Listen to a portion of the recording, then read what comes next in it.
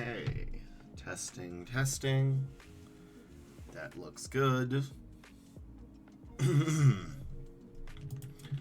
Gonna give a little bit for people to trickle in.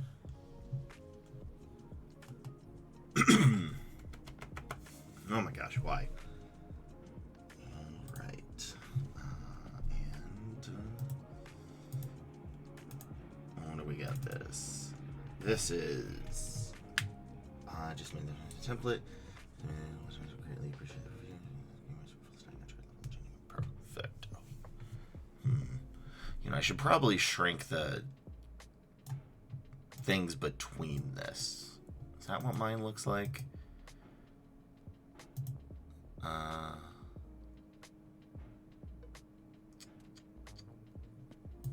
on. I feel like there's something off. Which is probably my fault, but let's see. No, yeah, I should reduce the things between them, but anyway. Welcome everybody to this Monday. Yes, it's Monday. And we go with our reviews of the resumes. This is basically perfectly formatted. So, this should be good. Let's see what we're looking for. This is a resume review of a entry-level full-stack software engineer. So basically just full-stack software engineer. That's what it's going to be called. Let's see if we can find what we're looking for. So what we're looking for is TypeScript, JavaScript, CSS, HTML, Node, Angular, SQL, React, APIs, REST, Cloud, Agile, CI/CD, and any extra languages. So, yeah. The level of volume is lower than normal. Okay, that matters. See, it's not your volume, right? It's this, because I will be perfectly frank. I did not touch my sound settings, but I know sometimes it can change on its own, which I really don't like. So, can anybody else confirm that this is lower than normal? Because really, I don't change this. But it still changes.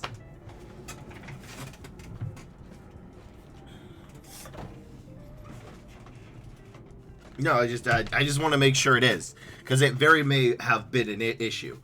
So that wasn't me telling you that you were wrong, Vova. I just needed confirmation, because sometimes my stupid sound system does in fact change without me wanting it to. So, can I even break this? There we go.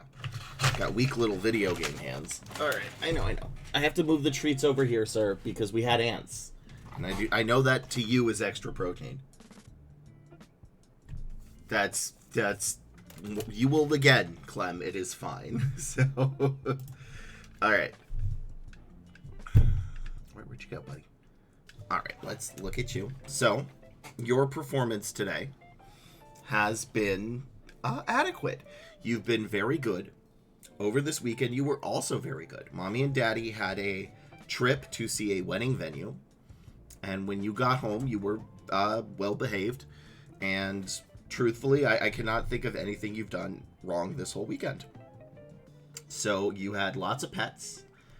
You kept Mom company when she took a nap, and overall, your performance has been very good. Good boy. Good boy. Good boy. Quarter one, in what regards do you mean that? Also, is the volume fixed? I did try some stuff on the settings. I just need to make sure. But is quarter one worse in what? Like layoffs and applications and job searching? Volume's fine? Okay. Quarter one is the best time to get a job, although we are approaching towards the end of it. Realistically, it's mid-January to like late February, so we're now approaching about the average for this year.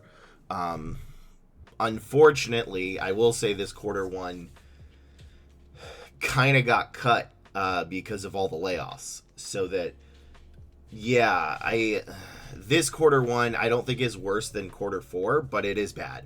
This is not a good quarter one, which is what I kind of anticipated. So I do see a lot more hiring going on, but the problem is there's also a lot of layoffs, and just in general, the uncertainty in the government is the biggest issue, because people don't hire. The stock market is tumbling, and that's not going to be good. It's not going to be good. This is a bad quarter one, I would say, overall per volume, but I think definitely specific industries are still hiring, because I've been seeing a lot more recruiters getting hired, but then I've also seen people get fired. So yeah, it's not going to be great. I will say, jeez, I feel like this will be about the best it's going to be this year. It may go back to that, but I don't think it's going to get better than what we had. Unless... I don't know. I don't think it's going to get better than what we had. So, I hope I am wrong. I want to be clear. I actively want to be wrong. I make more money when the economy is good. So, because when the economy is good and people are hiring, they get more recruiters. So I have an active vested interest in the economy being booming, and it does not seem like it. It looks like we will probably have this for the next maybe couple of months, and then, jeez, I don't know, man. There's so much uncertainty. So that's going to be my guess. Because also part of the uncertainty is like a lot of those job cuts, they gave them their jobs back. So, but then funding has been frozen, but then funding has been given again. So, dude, I don't even, like, that's kind of beyond me about what this is going to shake out, because there's so much chaos. I don't think we're going to get better than what we had, but we might get up to where we were, like, last month and the month and a half if it starts stabilizing. But this is the best I can say, because this is not... I can only go based on previous data, and this year is chaos. So, absolute chaos. So, all right, let me do this resume of Harry, which I hope he's here. What submission date do we review today? We are on the 15th of February, and realistically, we will maybe get to the 24th or past that a little bit. So that's probably what we're gonna get through today. That's my guess. Again, sometimes realistically the hardest part is A, do I get distracted on a topic like now, and B, how much prep work do I have to do? Because again, this is the part of actually fixing this and changing this that really does take the most out of me. It's the prep work of it takes the most, which is why I'm starting to like save these more. So, all right, let us begin. This is a resume of a software engineer, not intern, full stack software engineer looking for their first non-internship position. So what we're going to be looking for is TypeScript, JavaScript, CSS, HTML, Node, Angular, SQL, React, API, REST, Cloud, Agile, CI/CD, and any extra languages in Git, along with maybe AI, but these are bonuses. So I should add a bonus section, truthfully. So we do not know their ratio. They have previously submitted. They've been an active user on my Twitch, and hopefully they're here for this too. So let's see what we're looking at. This formatting, perfection. I love it. This is what it should look like. This is my formatting and I love it. So let's look at the actual content. Because again, formatting is about 40% of the overall grade. So developed full stack web applications using React, Node.js, JavaScript, HTML, MongoDB. Enhancing current user interactions. Okay. Designed and implemented responsive UI using React, TypeScript, JavaScript, cross-compatibility. REST APIs. Good. Led the migration from utilized Git CI/CD. Migrated Ron's limo service website from a web page, improving scalability. Applied Agile to manage track and enhancing collaboration. Okay, so most of these are good. I want to be very clear. I think this will get you interviews, but I want to kind of pump it up to the next level. So what I'm going to say here is not, oh, you did everything wrong. It's we are now going from like a B- to a B+. So what that would be is the first thing is I need to know what you do. You are a software engineer intern at this company. That is good, but I don't know what you did. I get you did full stacks, but like, what was I need to know sort of what it was. It looks like it was a limo service. So I'm going to need this sentence, the first one here, to be a little bit better. Now, personally, I also would prefer this because I think this has the better bullet points. So this should be up here. Because you really do want TypeScript, JavaScript, HTML, and CSS up top. That's the best one. So ideally, this will be here, up here. And then you tell me a little bit more about what you actually did. Because I don't know what you actually did. I think it involves limos. Then we do have most of the keywords, which is good. But I'm going to need more than track issues and enhance team collaboration. Now, you don't need to necessarily say applied agile. You can just say, you know, used agile methodology or was part of an agile environment where we did X or Y, which truthfully could also be here, which is said design and implemented X using blah, blah, blah in a agile environment.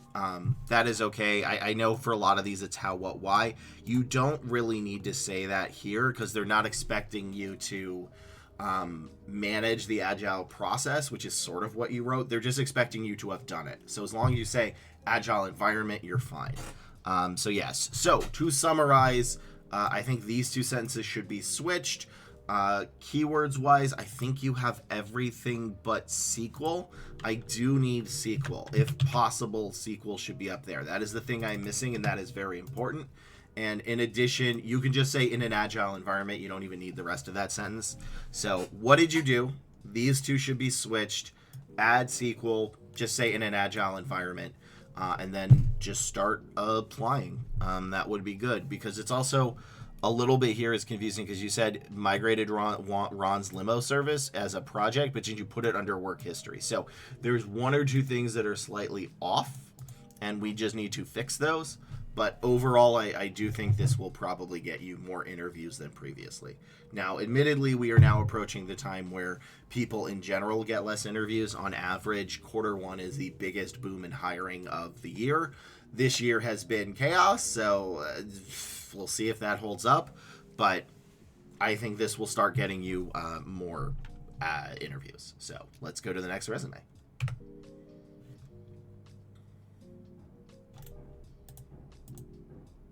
If Harry comes back, I will probably give him a little bit of a redo on that. So, because I know they've been here for a while. Or Harris, it may be Harris, not Harry. Never trust my spelling and pronunciation. Also, somebody said on one of my videos, instead of skiggit learn, skibbity learn, and that is now going to live rent-free in my head. I think I may now pronounce that as skibbity. Which, as the kids do.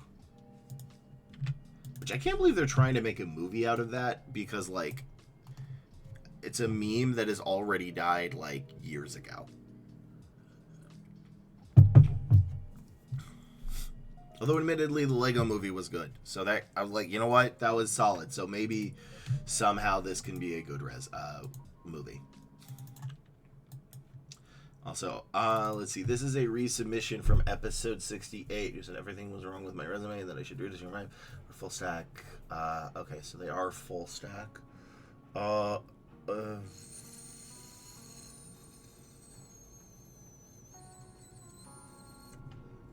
Okay. All right, I will try this one.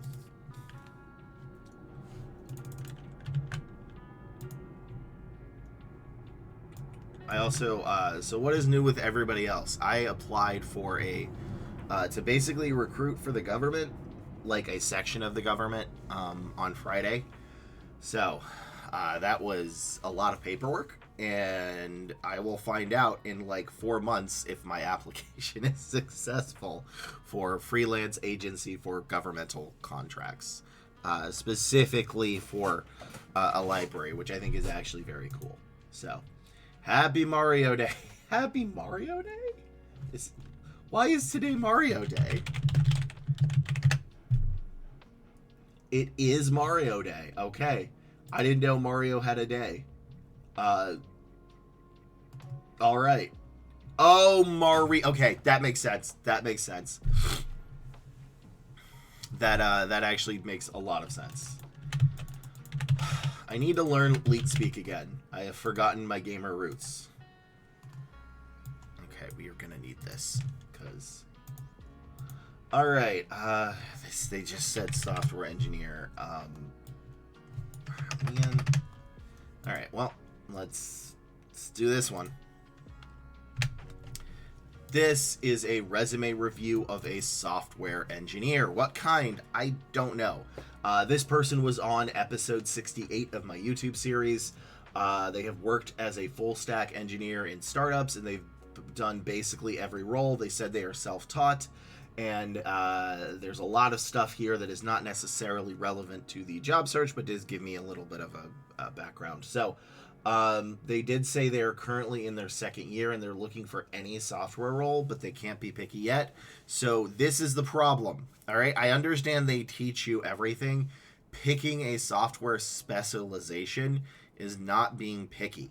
There are two types of hiring managers. There's more than that, but whatever. There's two types of hiring managers. One says it doesn't matter what language you've done, you can learn them all. And the other is you need a specific language. And though I have hired for both those types of positions. So what is best is for you to pick a stack, because the keywords for what you're going to be looking for those specialization are going to be different. Okay? So a Python developer is going to be different than a full stack. This is the full stack. That is going to be different than a Java, which I think I need to redo anyway, and a C engineer, and a full stack engineer, as I just said, and a front end, and whatever. So you need to pick a stack. When you say you're not being picky, that is not being picky. That is actually being smart, because you're not actually going to get many positions with a generalized resume. And this works for everybody, not just software engineers, not just anything. Generalized resumes, jack of all trades resumes, do not work. They never really work at all. You need to be very specific for a specific job title for each resume you have, okay? That goes for everybody, not just software. If you're a sales associate, that resume would be great for other sales associates, but not necessarily for like other customer service roles potentially. So job title specific, I need to drill that into everybody. So you've already failed by not picking a spec. So let's go to the actual resume. And I'm not trying to be mean. I'm not trying to pick on you. I want you to get a job. So results driven full stack. Okay, so you did say full stack skills in B2B. Again, summary sentence are not needed. This is too long. You should be able to fit these two into 2 sentences. Max. This should all be under education, and it should be your certificate and your education. So now, admittedly, you say you're graduating in 2028. So if you're applying for an internship, not a full-time role, then you can be generalized. I know that sounds weird, but internships are generalized. Full-time after internships are specific. So if this is a internship resume, which you did not state, you did say software engineer, then that is going to be different than a non-one. So design, build, and maintain core services, user reliability, a Java Spring Boot, architected Spring Boot. I'm assuming this is a Java engineer. Do I? Okay, I think I need to redo my Java keywords regardless, but this is what I have currently, so these are not going to be all super correct. So Java, Cloud, Spring, Selenium, SQL, anything JS, JavaScript, Maven, Full Stack, Apache, Rust, AAI, ML, NLP, LLM. Again, I think I do need to add Spring Boot. I think Spring Boot is probably one I should have added, but let's see. So Azure, this is Cloud. That's good. DevOps, that's okay. And Git can be okay. So let's see. I'm going to assume Spring Boot is an actual keyword. Like I said, I need to redo these, but I don't see any SQL. Yeah, so this doesn't work. Let's see if I can find them here. Again, I don't. Yeah. So again, this resume does not work, because it's generalized. I don't know what I'm looking for here, right? Like API is good. Larval and Spring, I think, could probably be it, but I don't see any SQL. I only saw one cloud, which was at least good. I don't see any of the other stuff. So, and your formatting's off. All right. So let me summarize, because this has been kind of a journey. I want your formatting to look like this. The last resume had perfect formatting. I want you to have your resume to be this. This is your education inserts. This should be 2 lines, 2 to 3 lines max. You only need 2. This summary, I don't need. Then I'm going to need you to pick. First off, are you going for internships or are you going for actual full-time roles? And I cannot help you because I do not know which one you're going for. If you're going for full-time roles, and I assume it is a Java, because that does seem to be what, well, basically what a lot of your stuff is, I'm going to need more. I'm going to need SQL here. I saw SQL all the way down here. So I'm going to need SQL here. I'm going to need maybe like Maven. I'm going to need a little bit of JavaScript, anything with JS. I know JS stands for JavaScript, but doesn't always in how that works. So maybe some Apache, maybe some Rust. And then honestly, the fact that you've had full stack is a benefit. You can have that in another sentence. So that is my primary issue with this, is I don't know what I'm looking for, because you say full stack up here, then this is not full stack, this is Java, and then here you're a lead developer. So I need some clarity on what you're trying to go for before I can even review it, let alone get you an interview. So I'm going to need you to pick, because I'm very confused here. So let's move on to the next resume. Again, keep this formatting. Pick a lane specifically. Everybody needs to do that. The only exception is interns. Interns can be generalized because that's where you're learning anything. But if you're not going for an intern position, which it doesn't look like you are going for an intern position, even though you're still in college, which is very confusing to me, then you need to be specific on what you want. So please be specific. Let's go to the next resume. All right. Do you see remote continuing to decline, then leveling out, assuming Black Swan events happening to force a remote? I think that's going to be the case, is it's going to decline a bit, and then it's going to stabilize, and then after that stabilization, we're probably going to see another explosion of it. The biggest issue is, will those remote jobs be in the country that you are located in? But my personal view is we're going to see them decline, and then they're going to come back in force. Not even with a Black Swan event. So there's a couple of reasons specifically for this. Because it's why people have them on site in the first place, right? So one, lonely. Right? They get lonely. I'm not even joking. There's a lot of people that their work friends are their true friends, and they get lonely. Now, that is mostly in the later generation, and those people are kind of close to retiring. Not always, but, so that is more of a older thing than a younger thing. Not always. There are definitely older people that love remote, but it's typically the culture back then, which is before my time, was your work friends were your kind of true friends kind of thing, and you spent a lot of time with them. So that is sort of a culture thing that is slowly going away. The second thing is downtowns, quite frankly. Downtown businesses have been decimated by remote work, and those leases are probably coming up. So basically there's a lot of like government stuff that are trying to save their downtown, because that is where a lot of the money happens for the state kind of thing. So those things are starting to go away as well, very, very slowly, because they have a big leases.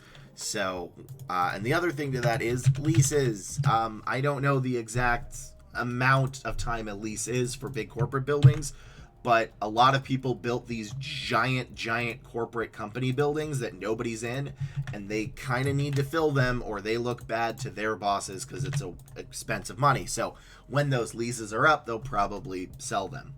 So this is what I am going to assume is going to happen: is the lonely people are going to start retiring. That's downtowns are going to have to adjust, and this one may not actually go. I don't know if there's going to be a fix for this one, but the leases for these are going to start going up. So that is why I think it's going to be slowly going down, and then once these two hit, we're going to see it go up again. I don't really know if this is going to change based on downtowns, because that's a huge how cities work kind of thing. So that is my view. Again, I don't think this is going to take place in a year. This is like next 20 years kind of thing.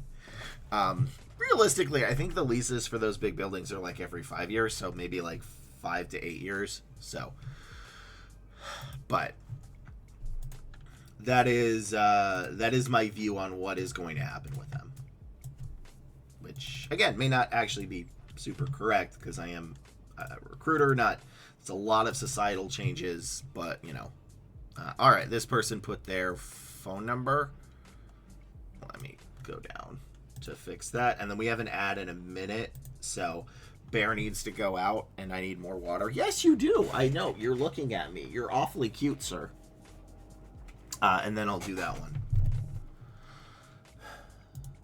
This person is a full stack. This is like all full stack almost.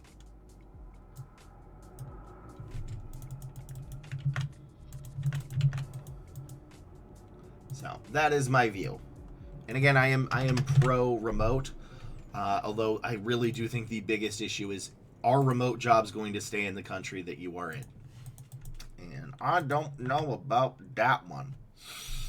I don't know about that one at all. I think that is going to be probably a bigger fight in the next couple of years. So, because that is a huge thing. And I don't know how that's going to shake out.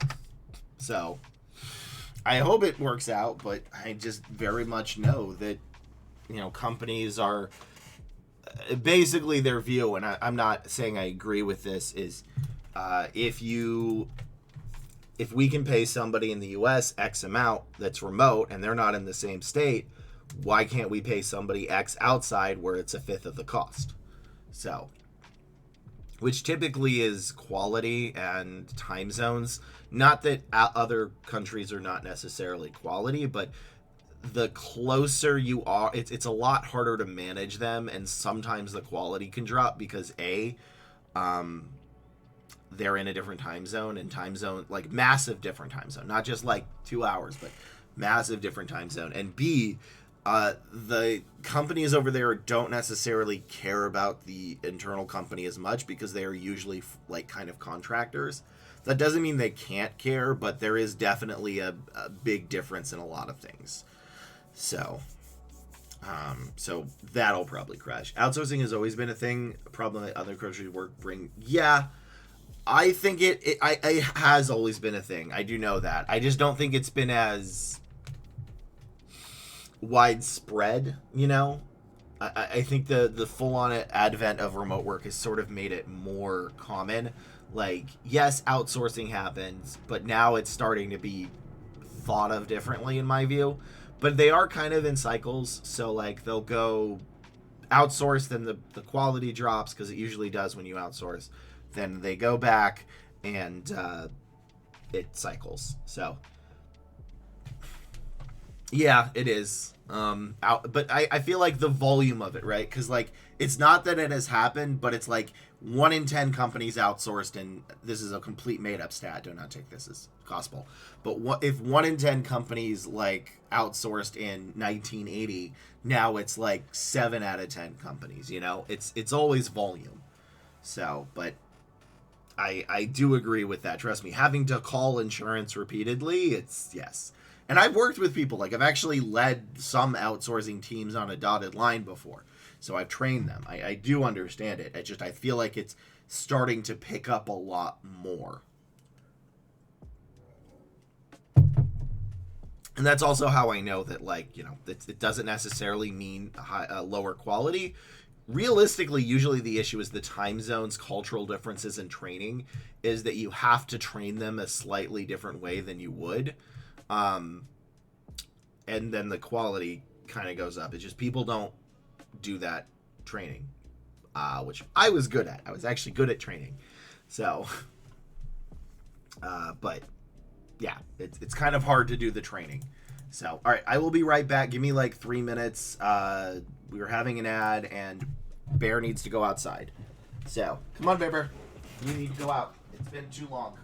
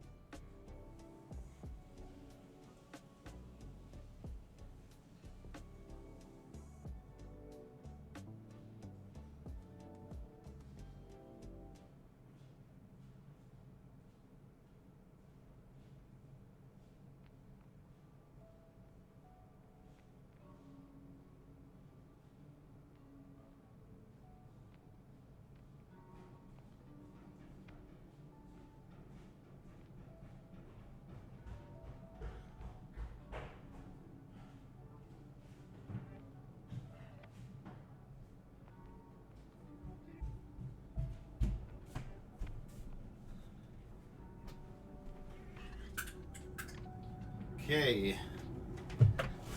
Ah!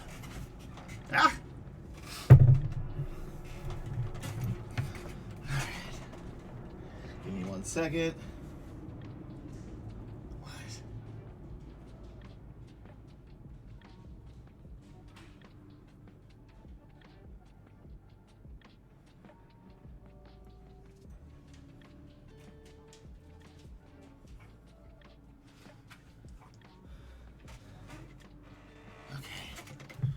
Sorry, I had a note from my fiance. Okay.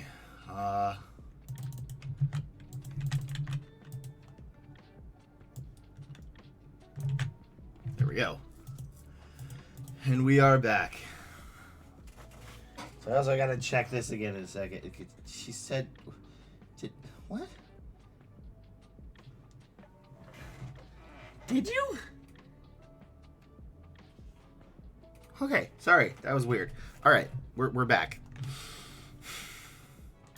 Alrighty. Full stack resume, 100 to 1. All right, let's go into it. This is a resume of a full stack software engineer. Their ratio is 100 to 1, which is not good. And that is all they gave me. So what we're going to be looking for, again, which is this almost seems like entirely full stack, is TypeScript, JavaScript, CSS, HTML, Node, Angular, SQL, React, API, REST, Cloud, Agile, CI/CD, and extra languages. So let's see. Full stack software engineer skilled in front end, cloud infrastructure, and DevOps. Again, so I cannot scroll higher than this because they put their full contact information. So please don't do that. Also, it looked like their phone number might be wrong. I know that sounds weird because I try not to show people's full contact information if they show it, but I think your phone number may be incorrect. I think it was like missing a digit or something that I checked. So yeah, look at that again. This might be the one case where it's a good thing they doxed themselves. Well, not doxed because I can only show this. So this formatting is awful, by the way. So again, what we want is this. This is peak. This is beautiful. This is divine. This is the formatting that you want. This is not good at all. So, okay, can I even find this? So this doesn't matter. Where's your education? I don't even know where your education is. Your projects are here, but again, I don't see anything. You just said tech stack. That's useless. Python tool. This one's okay, but I don't see enough. Video nudity detector. Okay. Again, none of this counts. None of this counts. I'm sorry. This doesn't matter. The awards are nice, actually. But the formatting is so awful that I can't even read it. So, all right, founder, that never looks good. You never want to say founder. You can do like part-time contract work or something, but don't say founder. Like, again, if I ever go past agency and I want to work for another company again, I am not going to put founder of headlessheadhunter.com. I am going to say recruiter at headlessheadhunter.com. So just say software engineer. Don't put founder. And all of this is before I even get to the bullet points. All right, designed and built a real-time investment learning platform using... Okay, I only really care about React. Developed crypto. This is okay. Nothing else here is good. This isn't good. Again. So yeah, you bolded everything too. I mean, look, this formatting is garbage. I'm sorry. So... the formatting doesn't work. The only things I found in here are these, and you bolded everything. Stop bolding everything. So I kind of found what I need here, but the problem is there's no way in hell a recruiter is going to actually find that. They're going to see this, they're going to see this, they're going to see this, and then they're going to see this, and they're probably going to miss your actual keywords. Use this formatting. Stop bolding everything. Again, you said you're a founder. Developed decentrally NFT, Web3. I don't care. TypeScript I actually care about, but there's no way a recruiter's going to find that. AWS is actually relevant experience, but again, it's all the way here. There's no way a recruiter is going to go all the way here and then actually be able to see this. Then Accenture, there's an actual one. User-friendly, scalable ID. Oh, here's your education. Okay. Yeah, this is not good. I mean, you have like one or two bullet points that are good, but the reason you're having a 1 in 100 is no one can find them. Like, simplify this, please. Never use 2 columns ever in a resume. Only use 1 column. Stop bolding everything. Like, if you literally just fix the formatting to this, you would probably get 1 to 75. You still need to do some work on those bullet points because they're kind of vague, some of them, and some of them are extra, what we don't need. But overall, your bullet points are not terrible. It's just no one's going to actually find them. So your formatting's bad, and I cannot move forward with you because I only have 15 seconds to find it, and I will probably miss what I'm looking for in those 15 seconds. I'm not trying to be cruel. I just... this would not work. This is why you're having issues specifically. This is clean. Keep it. Boring is good. Stop trying to make your resume exciting. Resumes shouldn't be exciting. I know I'm making an entire YouTube video on doing that, and that sounds counterproductive, but a real good resume is boring. So this wouldn't pass unless I got lucky with viewing the right sentences, but even then the manager would probably say no. Let's go to the next one. All right, let me check something about this real quick. Oh yeah, they don't have a phone number. That's why. Okay. That was the issue with that, is they didn't actually have the phone number.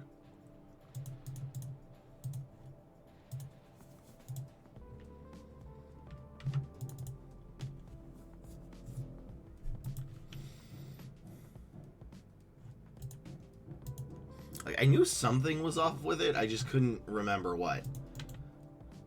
Because admittedly, you need a phone number. Why is 2 columns bad, Mr.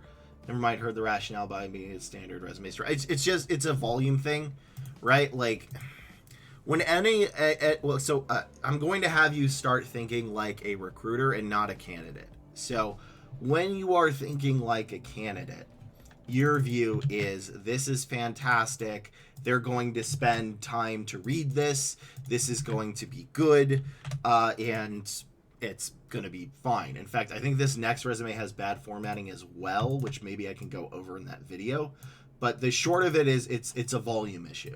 Because if I was viewing a singular resume, it wouldn't be a problem.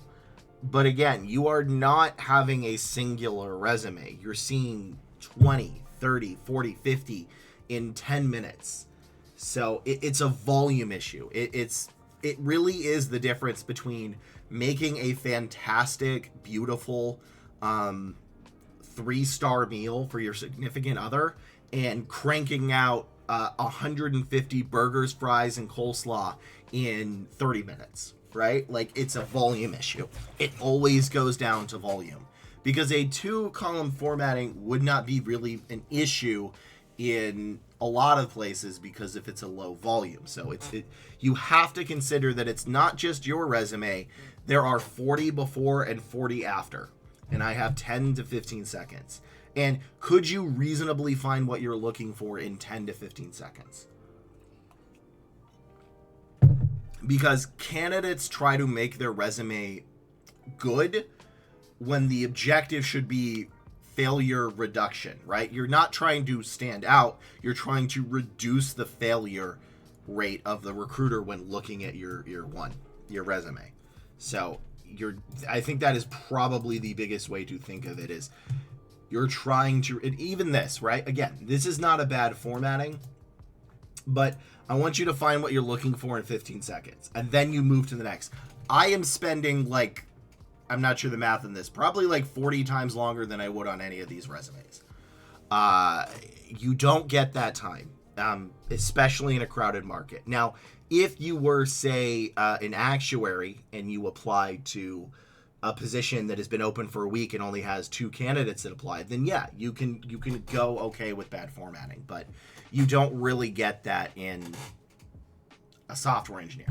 This would have worked, like, I don't know, 5, 6, 7 years ago maybe, but you just don't really get the time. They're looking for a data science intern. Okay, intern. Oh, but they are a master's. Data science master's intern is kind of the issue here.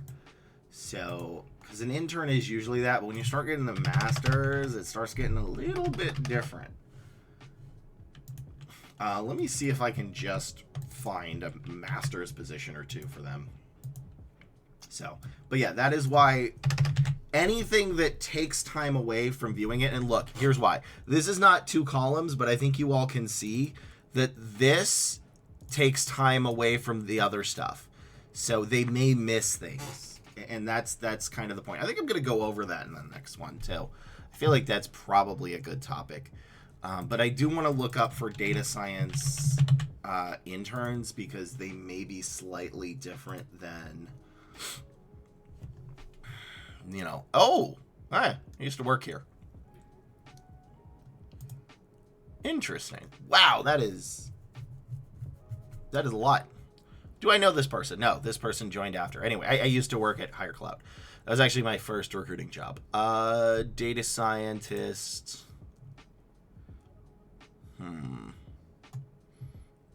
I'm trying to find this. Oh, that's why. It keeps resetting the darn filters. So data science, then let's just do intern level, entry level internship. Let's see. Education skills knowledge. Yeah, this seems kind of right. Git, Azure, Cloud. Yeah, okay. So I am kind of on the right thing. Now I cannot skibbity learn. Do I have Git on here? Yeah, okay. So even though these are interns and data scientists, they are still going to be relatively the same. What we're looking for, Python and SQL. Yeah, okay.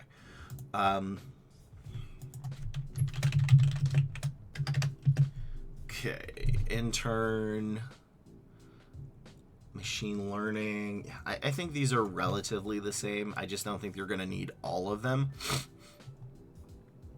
which is probably the biggest difference. Is where normally you need 75% of them, but now I think you only need like 50. But yeah, pandas, NumPy. Yeah, this is pretty accurate. Skigit learn or skibbity learn. Okay, so those are basically the same. They're just not going to need as much. This is a resume of a data scientist intern. So most interns, you're going to want 3 things, which I've covered before. This is a master's level intern. Master's level interns are kind of different than bachelor level interns. So what you're going to be looking for is all of this stuff, but you don't need all of it. Normally I'd say if you meet about 75% of the requirements, you're good. Here you probably need to meet about like maybe 50%, 55, 60%. Basically they're expecting you to have some of this, just not as in depth.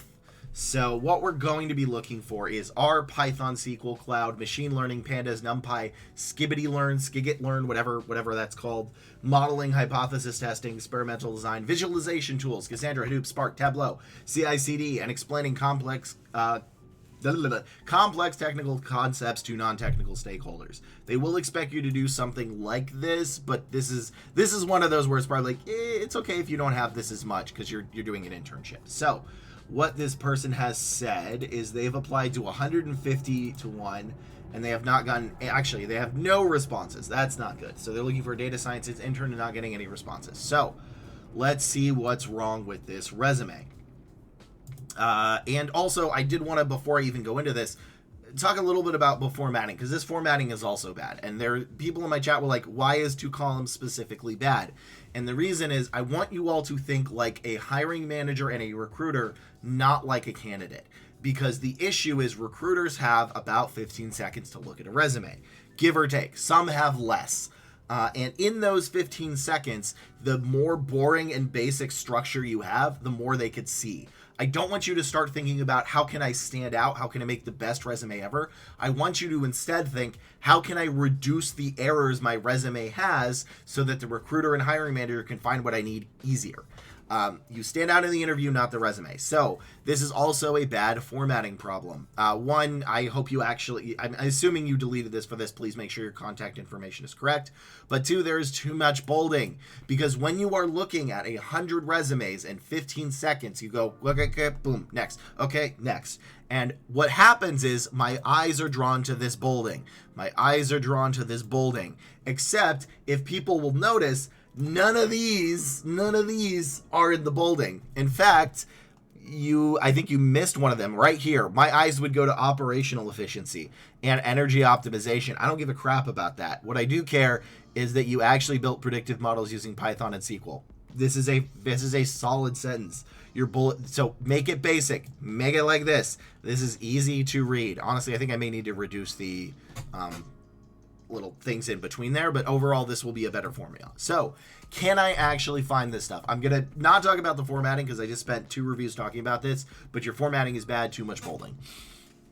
So this can be, yeah, this can be 2 lines. I don't think this needs to be anything more than 2 lines. Optimized data in Scotia Vault for clients. Okay. In a 15% improvement. Okay. So this isn't bad here. This part is good, but I don't care. Stop having everything be 15% improvement. I'm not looking for 15% improvement in cost efficiency. I'm looking for R, Python, SQL, Cloud, machine learning, pandas, NumPy, skigit learn, modeling, hypothesis testing, skibbity toilet learn or whatever, experimental design, visualization tools. I don't see any of that here. Automated welding machine. Again, you're trying to brag. You do not brag in your resume. The exception to that is maybe high-level directors, because that's a different story, and people that are heavy on sales. But even then, it's not really bragging. Here, AI. Look, here's the problem. I have to go all the way here to find the very first thing I'm actually looking for in your entire resume, which is AI. Which I actually don't have here, but I should. AI is beneficial now for data scientists, so I should add that. I saw that in a couple. So that's it. That I have to go all the way down here before seeing it. This is why you're failing. They are going to lose interest before they even get to that point. Or alternatively, they're not going to see it because right above it here. So Jetson and Nano YOLO. I don't care about YOLO version 8. I don't care about YOLO version 7, 9, or 10. I care about what's here. And AI, again, I should have added AI. But, yeah, so you have in this entire first thing, oh, here it is, machine learning, but I missed it because you're formatting. You have two things I'm looking for. Technically one, both are considered under AI. That's it. So that's why you're not getting anything. There's nothing in here I care about. This should be 2 lines. This needs to have actual bullet points I care about. This is your first good real sentence, which is built predictive maintenance models, which is exactly what I'd be looking for, which is modeling, Python, and SQL. And then I don't see anything else here until Python and SQL again. So where's the cloud? Where's the hypothesis testing? Where's the visualization tools? Where's explaining stuff? So, and you're right. Maybe you have it here. No recruiter's going to look that far down. This is why it's important to have what you need in the first half of your resume. If it's not in the first half of your resume, it might not even be there. Some managers like a longer resume, and that's okay. You can have a 2-page resume. You can have a 3-page resume. You can have a 1-page resume. But what you need to have is what I'm looking for in the first half. And I don't see that. That is why you're not getting any interviews. So your formatting's off, which is taking away, and your bullet points are off. This right here is everything I'd be looking for, but it doesn't count because it's not in a bullet point. There needs to be bullet points based on it. So put this in. Again, I should have added AI, but I know machine learning counts as AI things. But yeah, your bullet points are off, your formatting's off. That's why you're not getting anything. And internships are highly competitive. So that's it for this video. Thank you all very much. I will see you in the next video. Please like, comment, and subscribe. And if you need more questions, hit me up on my Twitch. I am here Monday, Wednesday, and Friday at 11 a.m. PST for about 3 hours. So I'll see you then. Bye. Okay. And you said to put months on dates. Also, shouldn't a bullet stand on its own without emphasis? It should, ideally, yes, but I don't know. Like, part of what I'm saying is like, how do I best teach this? But I actually do like the fact that a bullet should stand on its own. In fact, I think if you have to, I'm going to steal that and I'm going to add that to my guide, which I'm slowly forever working on. But I really do like what you said, which is, and I'm going to switch that a little bit, but a bullet point with bolding, a bullet point that needs bolding is a bad bullet point. So I think you are correct on that one. I'm going to add that. So if you have to add bolding to a bullet point, it's a bad bullet point.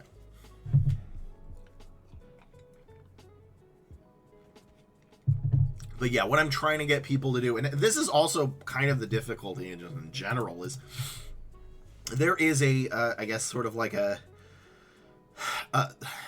prevailing zeitgeist of how to make your resume, and most recruiters are going to agree that that zeitgeist of what you should be having is wrong. Like, you're trying to stand out, which is not the case. You're trying to showcase that you're the best. You're trying to stand ahead of the competition, but that's not it. So I have to sort of break the current zeitgeist. I also love the word zeitgeist. I will use that whenever I can. Cultural zeitgeist, favorite word, one of my favorites. And lexicon. So, because I mean, if you even look at all like the resume writers and everything else, you'll always see them say like to stand out, to beat, to do that, and those are sort of how good you are, when really you're not trying to make yourself better, you're trying to reduce the harm. So it's, which isn't sexy. I know it's boring, unfortunately, but the boring thing works. Now in the interview, no, you do need to stand out in the interview, but yeah, it's just difficult in general to sort of convey that, because people's ideas are incorrect about what a resume is. Let's see. They are official title or principal software engineer. Okay, so they're looking for. Also, I did need to add AI to the other one, so. But yeah, that's what I like try to do, and I think that's the thing that's most difficult is I have to break people's idea of what a resume is for. And that's kind of hard to do. So binge through the Severance show the other day, really good. I want to see Severance. I just don't have Apple. I also want to see the Twisted Metal show. I actually have been binging The Pit lately. That's the show I've been binging, and I love The Pit.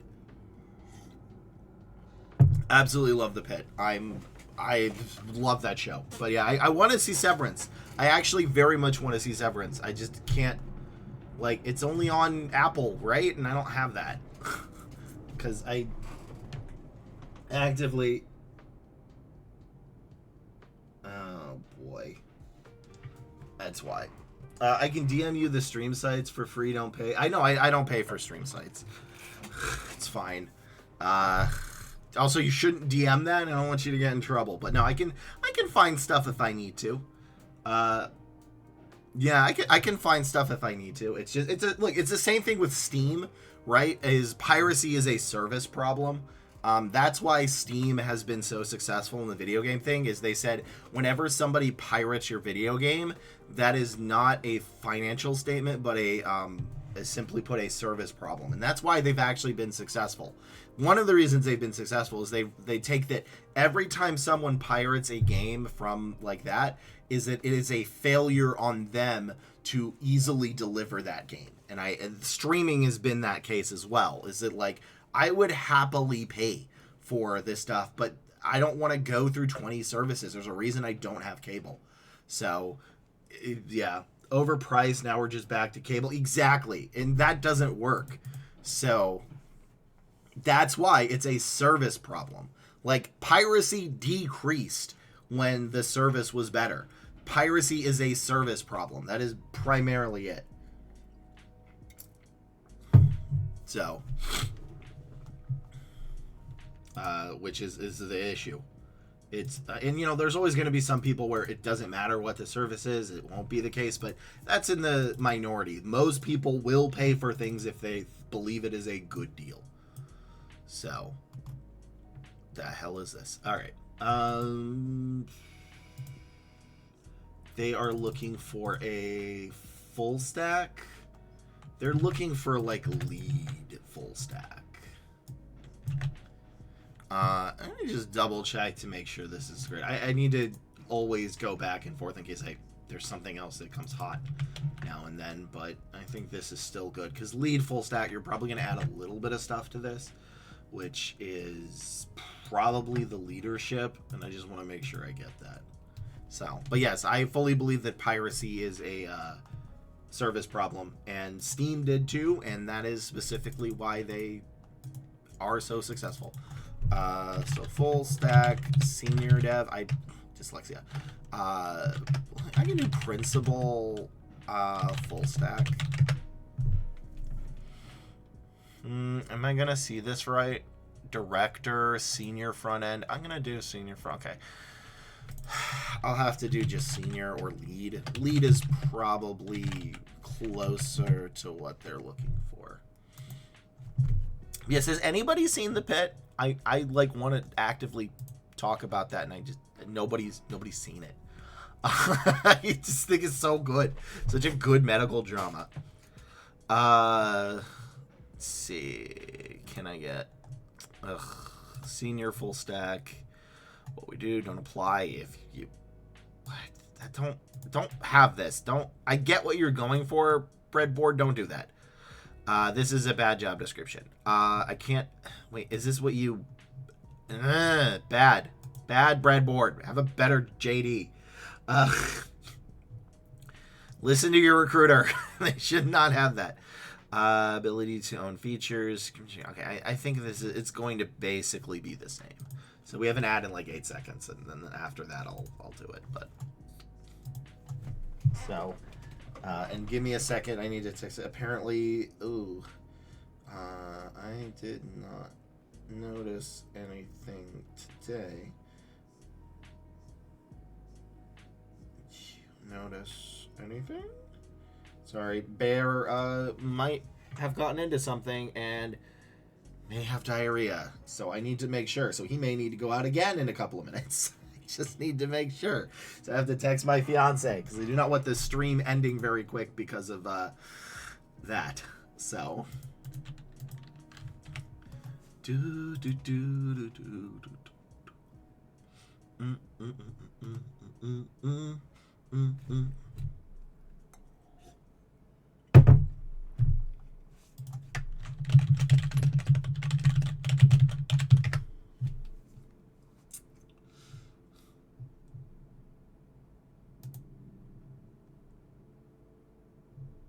Oh, you can watch it.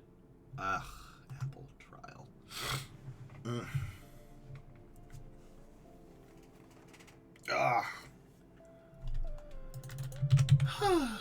Alrighty. Let's see. We have like 20 seconds left.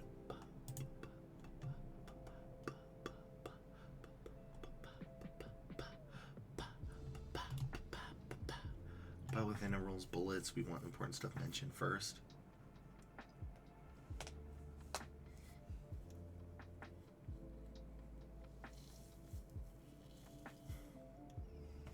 All right, we're back. What about the within a roles bullet points? Well, ideally, they should be relevant, right? Like, that's also the case of if those bullet points are not relevant to that role, then they're not good bullet points. Like, remember, you may need 2 or 3 resumes to be very specific. So, like, yeah, not all bullet points are viewed equally, but you're trying to go for harm reduction, right? Remember, does everybody know what a roulette is? In fact, roulette wheels. I actually used this metaphor for hiring manager before, and I think I need to bring it back of roulette wheels. But the order and by what perimeter? All right, so let's do roulette wheel. Let's see this thing. Okay, that's all right. So that's there we go. This is a roulette wheel. Yeah, not Russian roulette. So your goal here is to pick one of these numbers and a ball will bounce around and land on one. The reason the order matters, right, is you need to, this is why it's important, is you find the most common things. Okay, so this is why you go through these JDs and you look for the most common ones and you mark them down. So a full stack engineer here may be slightly different than a full stack engineer here, but ideally they will have the most important things up front, right? TypeScript, React, Node, that kind of thing, HTML over here. So your goal is to find the most common ones because searching for a job is like a roulette wheel, right? And your goal is to place as many bets on this as you can, but you'll never get 100%. Because for me, month-end close versus which is a general, what I put below the other, it's what's here. Look, all you got to do is find out which ones are most common and what order. Typically, the most important ones are up top. That's just a base rule you can use, right? So here, JavaScript, whatever, Node.js, GraphQL, and then CI/CD is later. Technical team lead, what they're looking for is React, Flask, microservices. So, and also remember, the first half of your resume is important, but even though a recruiter is only going to read maybe the first job, they'll still read this.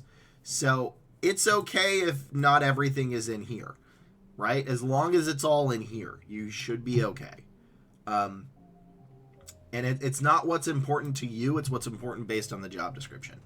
So, because mid-level full stack, we have, again, RESTful APIs, React Node proficiency. So what we've got here is this one, this one, this one. So as long as you have those in the first 2 sentences, you're basically fine. So, but again, if it's easy to read, they will read more of it. So they will, even if you don't have it here, you have it here, and that's okay. So that, I hope, did that make sense? Just your goal is never to 100% fill this out. It's to fill out like half of it. So, because it's always going to be a chance, but you can increase your odds. I need like a visual thing for that, because I realize that kind of works a little bit better on the hiring manager's side.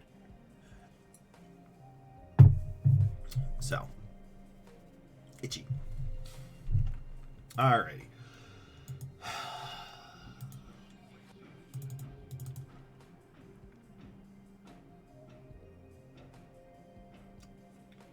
Okay.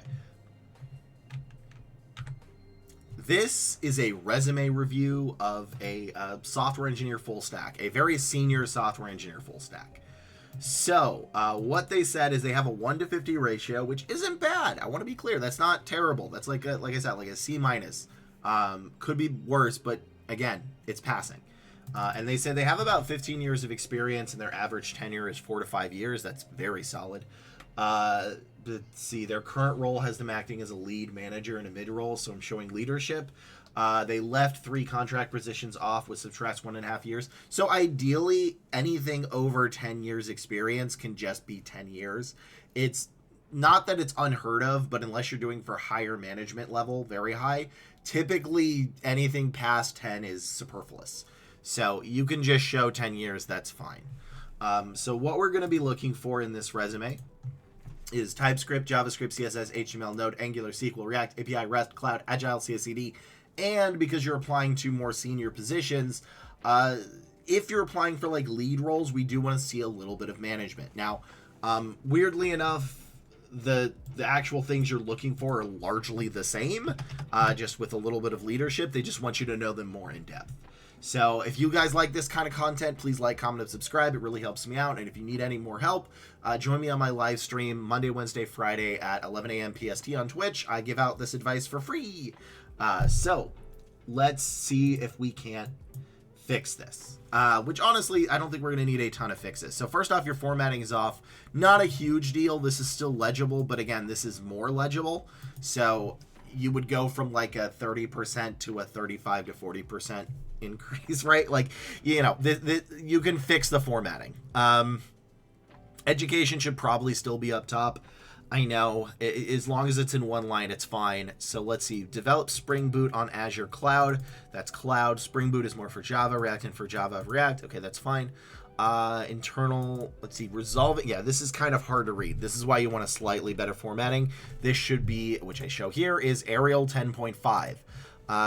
No, maybe this is Arial, but it's like faded out. I don't know, man. This is kind of hard. Like, I have to go like this to read it, and that's not what you want from your recruiter.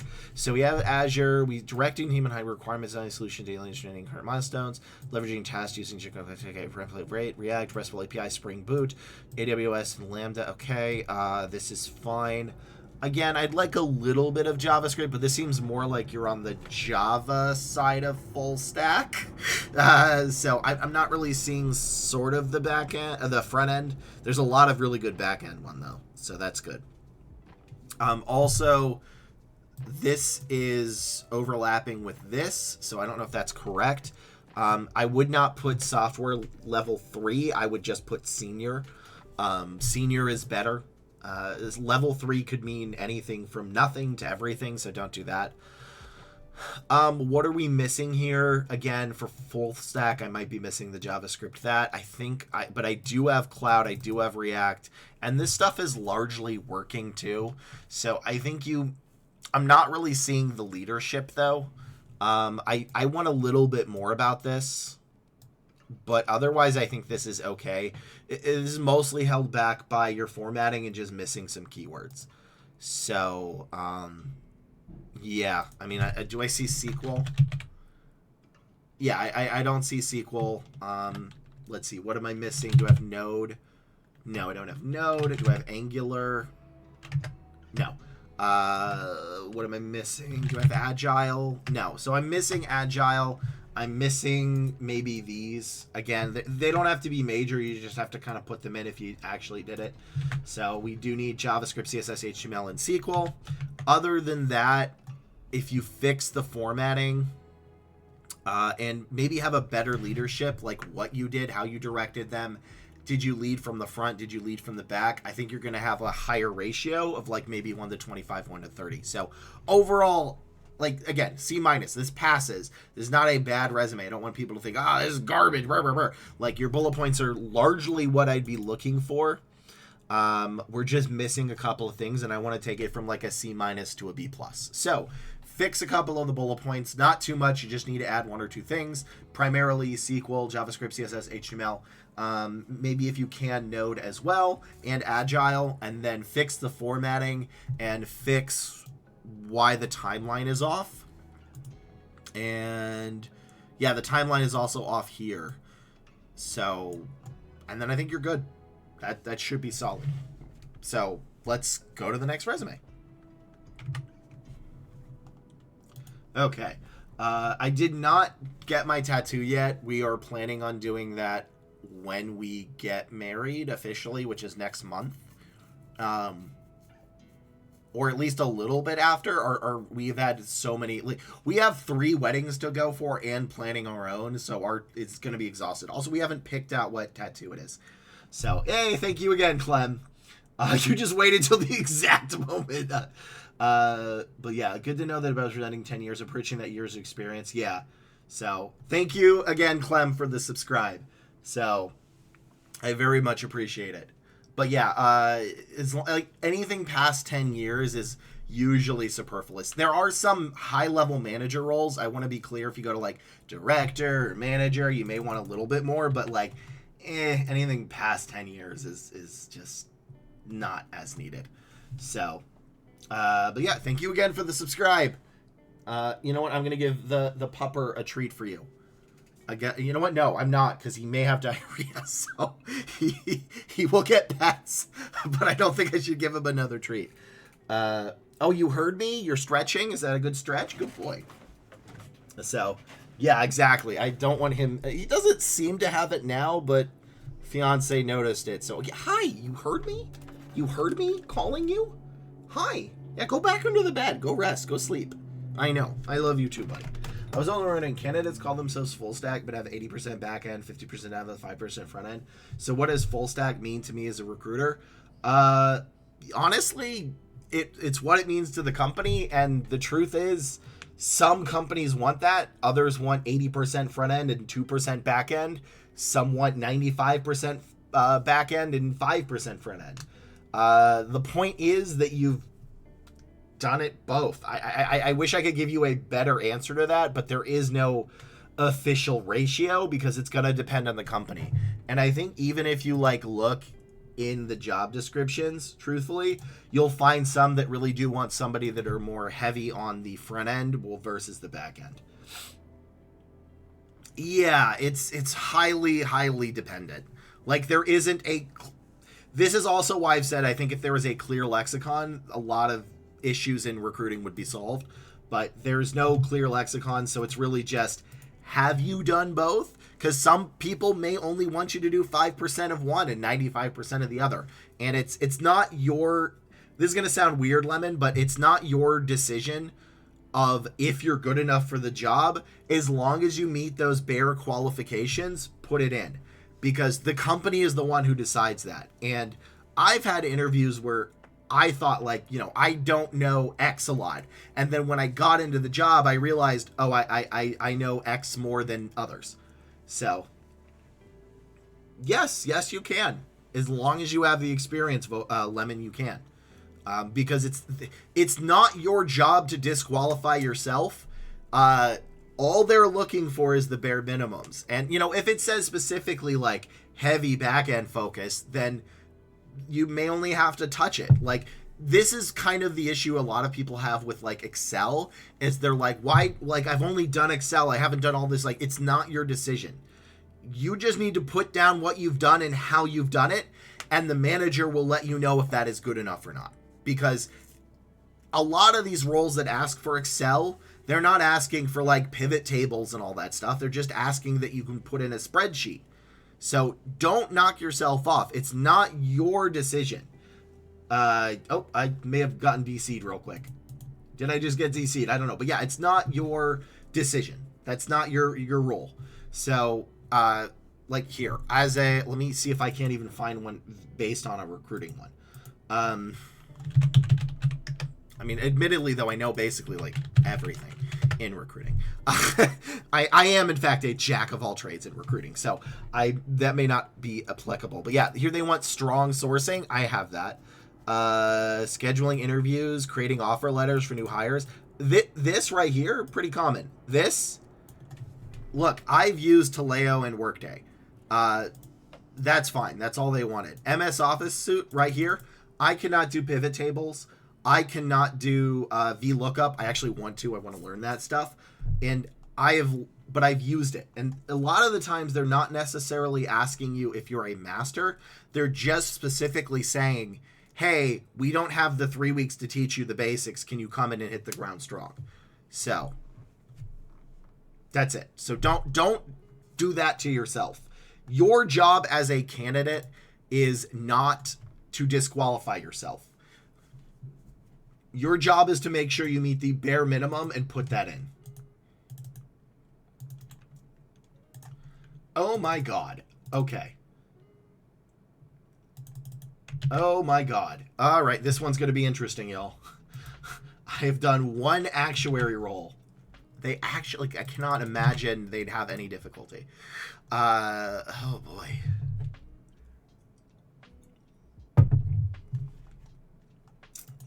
God, I wish I was better at business development. I could actually place this person. So, but anyway, I hope that answered the question. All right, EL Actuary. Oh, I wish I was better at biz dev. I could place you. This would be money. This would be money, but I do not know enough about it because I've only done one actuarial role in my life, and that was 3 days, and that was not enough. But also, look at this. It's been a week, 12 applicants, easy apply. I mean, like, realistically, what we're looking for is... Jesus. I mean, this is specifically, all they need is just the actual skills. Like, they just needed to be a good formatting. Actuaries have been in a shortage for the last, like, decade. I have never been recruiting in a market where actuaries were never in a shortage. The fact that I cannot place this one, like if I posted this video and other recruiters saw this, they would be snapping at the bit to place this person. Buggy is correct. As long as you have the right test done, you're basically in. It's a nightmare to find them. They're just rare. No, I mean it's still a lot. Like, admittedly, this is remote, but Veracity, like 4 months, 28 applications. I mean, I don't know if their resume matters. Like, I'll be honest. Like if Carly saw me talking about this person, hello Carly, they would snap them up in an instant. Okay. I mean, yeah, it doesn't really matter. I mean, this is gonna be a weird review. Yeah, I think that's all they need. Anything else? Looked into it on service level. Switching from software to actual would be a huge pay cut. Yeah, that makes sense. You've got, I will say this, you've got a lot of job security. I don't even know what they would be because they're all going to be based on that. This is kind of the problem is like they're all specifically going to be based on the types of tests. And they're probably going to need to be more keyword based. So I can't really do all of this well. But yeah, how much are they paying? I don't know, man. That's New York. That should be... Jennings is a finance firm as well, so that could be different. Yeah, I mean, it's like you want an insurance one, right? Let's see, how much years? Let's see, how much... Yeah, this is all going to be those letters. That's it. That's it. Life insurance, that kind of thing. Look, 5 or more years? I know accounting is because other professions pay more and HR sucks. Professional orgs don't want to pay more and push changes that doesn't adjust shift pay. Yeah, I mean, that's usually the issue. I mean, that's entirely the issue of low pay, is they don't adjust it. And that's why. Because you do the same. If you do a 2% increase year over year for like 10 years, you're lower. So that's why. All right, well, I'm going to have to do what I can on this one. All right. Oh, wait, did I do the other one yet? That's 86 too. I didn't. Haha! Lee, you got yourself. Good job, Mr. Recruiter. Why is my hair so itchy? I do not like itchy hair. Make it stop. Also, let me make sure. Okay, that makes sense. Okay, cool. Bear did not, in fact, poop on the floor. We were just worried about... I'm calling... Don't just knock up when I look at you, sir. I just want to make sure you didn't make a mess of the floor. Look at him. He heard me call his name, and he just immediately perked up. Go back to bed. You're an old man. Go sleep. Go back to bed. Go back to bed. Ah, no, that was about to pet. I didn't say come over here. All right, sir. All right, I see you. I love you. Not right now. All right, it's been bear time a lot. We spent all time with you this weekend. And I'm spending all the time with you now. I love you, buddy. All right. Let's go. This is an actuary resume. So, you all on my channel have heard me talk about actuaries before. I've only recruited them once, and I had 3 days to find one, which, spoiler alert, I am a good recruiter, but not that good. But the short answer to this is, you are asking me specifically, you haven't started looking and you're looking to apply sometime in late March. And as long as your formatting is basic and you put what kind of tests you've passed, which it looks like you've done, none of this matters. Actuaries have been an incredibly hot market for like the last 10 years. You could do everything wrong with your resume, formatting wise, and they will still maybe move you forward. This is one of the hottest markets, and it's been that way. The only thing I would make sure is, admittedly, this is my lack of understanding of it, is we have life insurance. That's good. That's good. I want to know what the names of these are. I think that's the only thing you're really missing. Not just the exam, but the what the name of that exam is, just like it is for here. And maybe it doesn't have a name. That might just be mine. In addition, your education should be up top. They do typically require that. So in this case, I would actually like this summary because you're switching industries. So I would, formatting wise, maybe switch it to something like this, but it's still kind of okay. This shouldn't be bolded. This shouldn't be bolded. This should be one line. But overall, you just really need to put whatever the actual name is, because they want like MFTs and TWGs and whatever. They also have some actuary software that had a couple of acronyms that I didn't notice, so you'd like that. But otherwise, besides a little bit of formatting, I think you're okay.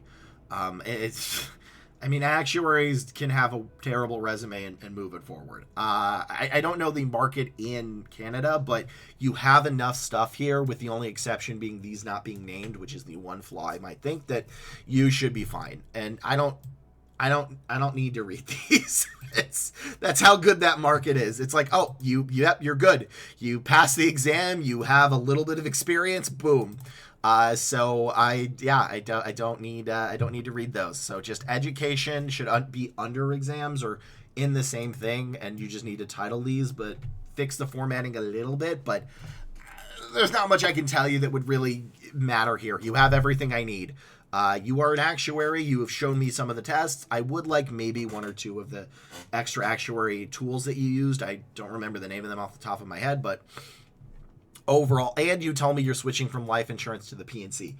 You're solid. If you actually have difficulties, resubmit and tell me on stream, and like, hey Lee, I'm actually having trouble getting interviews. I will A, be shocked, and B, give you a redo of this and let you skip the line. But I mean, realistically, if you had the exams and you didn't have any of this, you might still get it through. So yeah, actuaries are, if you're an actuary, you're golden. Let's go to the next resume. Although I will say, honestly, these are pretty solid bullet points. I do like them. You did actually have good bullet points. So I don't want to like insult your work, but you should be fine, Kaladin Stormblessed, which is from a reference I looked up that I did not know. So should I read this book? I think it's a book, right? Is it good? I assume it's good. Can people tell me how good that is? But anyway, let's move to the next one. You should be okay. So... But yeah, it's an actuary. They're good. I don't know. I like look at this. You know, maybe the Canadian market is bad. Let's see. No, it's not. They're fine. They're fine.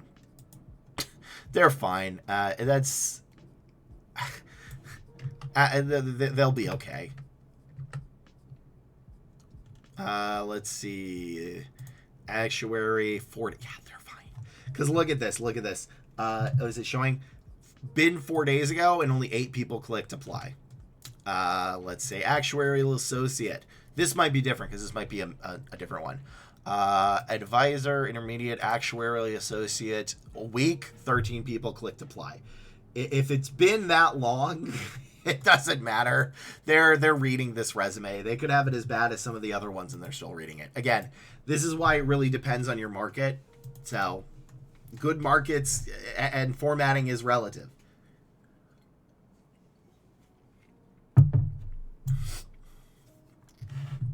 What is the pay for actuaries here? I wonder. 6 results, 6 results, 8 results, 6 results. So solid. But yeah, I have a friend that's an actuary too. And I would never want to be an actuary. There's so many tests. You have to continuously test for like 5 years after school. And those are like nightmarishly hard tests. And some of them they grade on a curve. So it is not easy to be an actuary. And that is why specifically there are not a lot of them.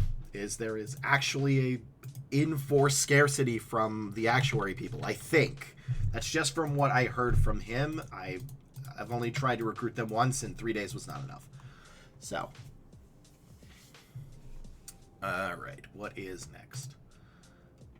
Project manager IT. I was looking for. Ooh, that's gonna be an issue.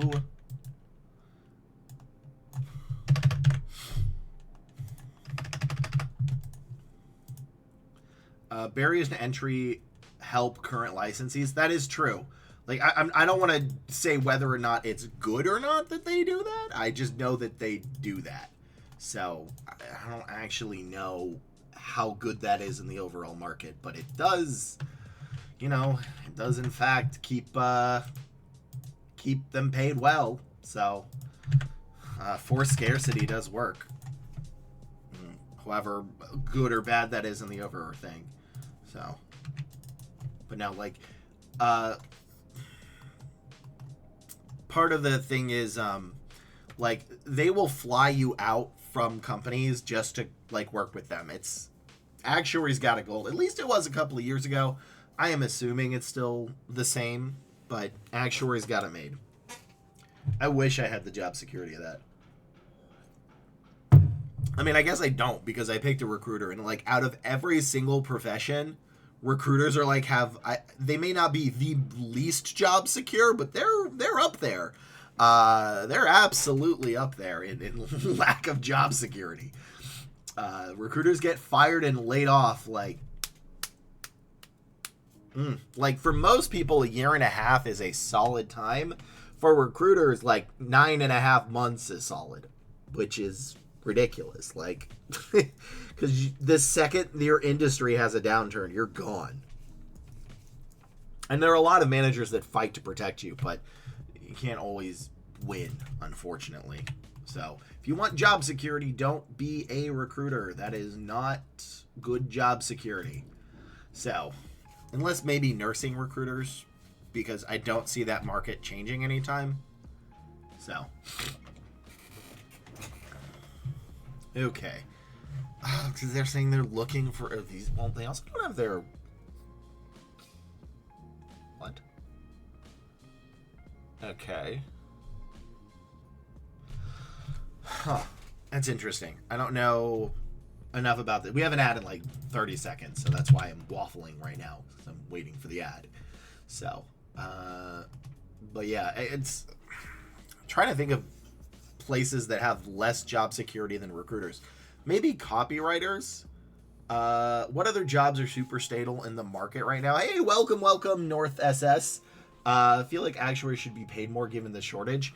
They usually are. I mean, they're still paid pretty well.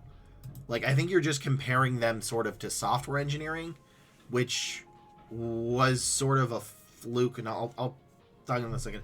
I'll answer that in a second. I will answer in a second, North.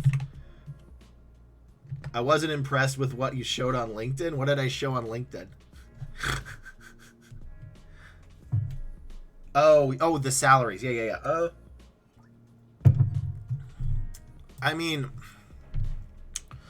so let's do. This is Canada, so let's do the United States. So let's do actuary. Let's do specifically actuary. Actuary analyst. These are actuary analysts.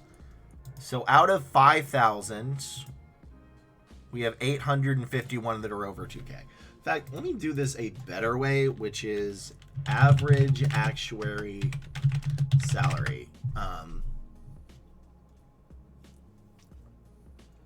In California,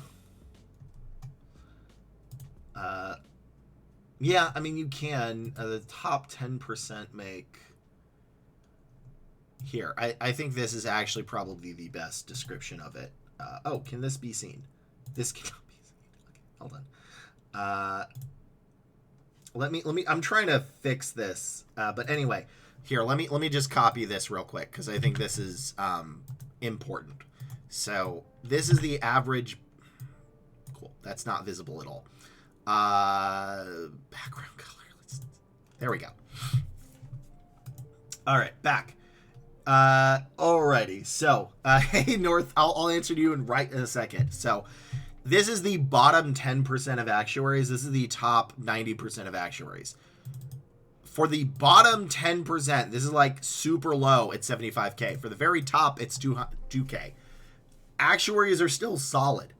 The biggest issue is sort of software engineers were in a weird space where they warped the market, which admittedly, based on how most everybody should have been those salaries, but they weren't. So yeah, this is sort of why. Is that they're bottom and mid. What's the years experience? I mean, I am assuming these are higher level, but like an average, this does mean that like the lowest wage person right out of college can make 75K, and that's actually solid. So yeah, do actuaries make good money? That's AI. I hate you. I hate you, AI. The average is 140K. So that's still solid. All right. They make good money. Yeah, but everything's been down. That's not kind of the problem, but I do agree with you. Okay, so what other jobs are super stable? Nursing, accounting, actuaries. What other? Honestly, it seems like if you're a high level software engineer, you're kind of solid, but like really high level. The biggest issue I have with doing that in general, though, North, is by like, let's say, I don't know your situation, but let's say theoretically that you are going to school based on what I said. So you're like, oh, Lee said nurses are having a huge shortage. You're very stable. By the time you graduate, the market may be different. So right now, those are some of them. Let's see. What are the top industries hiring right now? Healthcare. Let's see. Robert Half is pretty good about this. They're I mean, they should be, because they they make their money based on that. So it looks like, let's see this. Healthcare, manufacturing, tech, business and professional, so tech, IT, manufacturing. So this is close to what I said. Like, I want to be clear, the IT market is bad, but it's still hiring some. Some of the worst I've seen are recruiting, game development, and copywriting. But what is your, like, are you looking to pivot? Like, what are you looking to do? Because, again, by the time you graduate, might be different. Which is why I really hesitate to say, like, this is a hot market now, go into it, is because the market changes every 6 months. Realistically, it's constantly changing, but you can't really make a guess until 6 months. So, all right, let's do this resume. Skibbity toilet. I cannot believe I'm now thinking of Skigget Learn as Skibbity Learn. Okay,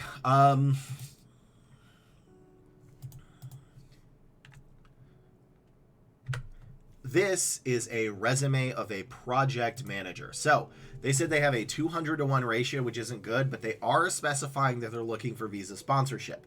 And they asked if they should mention that or not. And the answer to that is, yeah, you should. So unfortunately, and I'm gonna, there's no sugarcoating this. If you are looking for sponsorship, it's going to cut into the vast amount of jobs you apply to. You are looking at maybe doubling or tripling the amount of rate that you have. You can have a fantastic resume, and realistically, you still may have 75 to 150 to get a position with that. Just because of the fact is not a lot of companies will sponsor. And if you apply and you don't say you're looking for sponsorship, and then you ask them later, you're not going to actually succeed. They're going to basically say, okay, well, you need sponsorship, you're gone. We cannot afford to do that. So realistically, and I want to be clear, I'm not the best person on to ask about how best to do it with sponsorship. I've done immigration services before for a few companies, but again, I'm not like an expert on it. I have a bunch of people in my chat who have actually gone through it and succeeded. So you may actually want to stop by and ask them if they're in the chat, they can help out. But your real thing is you're just going to have to apply to like 2 to 3 times more. That's kind of it. So even if this resume is perfect, I don't have any better advice for that one, unfortunately. So what we are going to be looking for is PMP, customers, stakeholders, agile industry, team members, matrix, cross-functional, number of projects such as budget, multitask, how you used resources for success, and how you solved problems and influenced.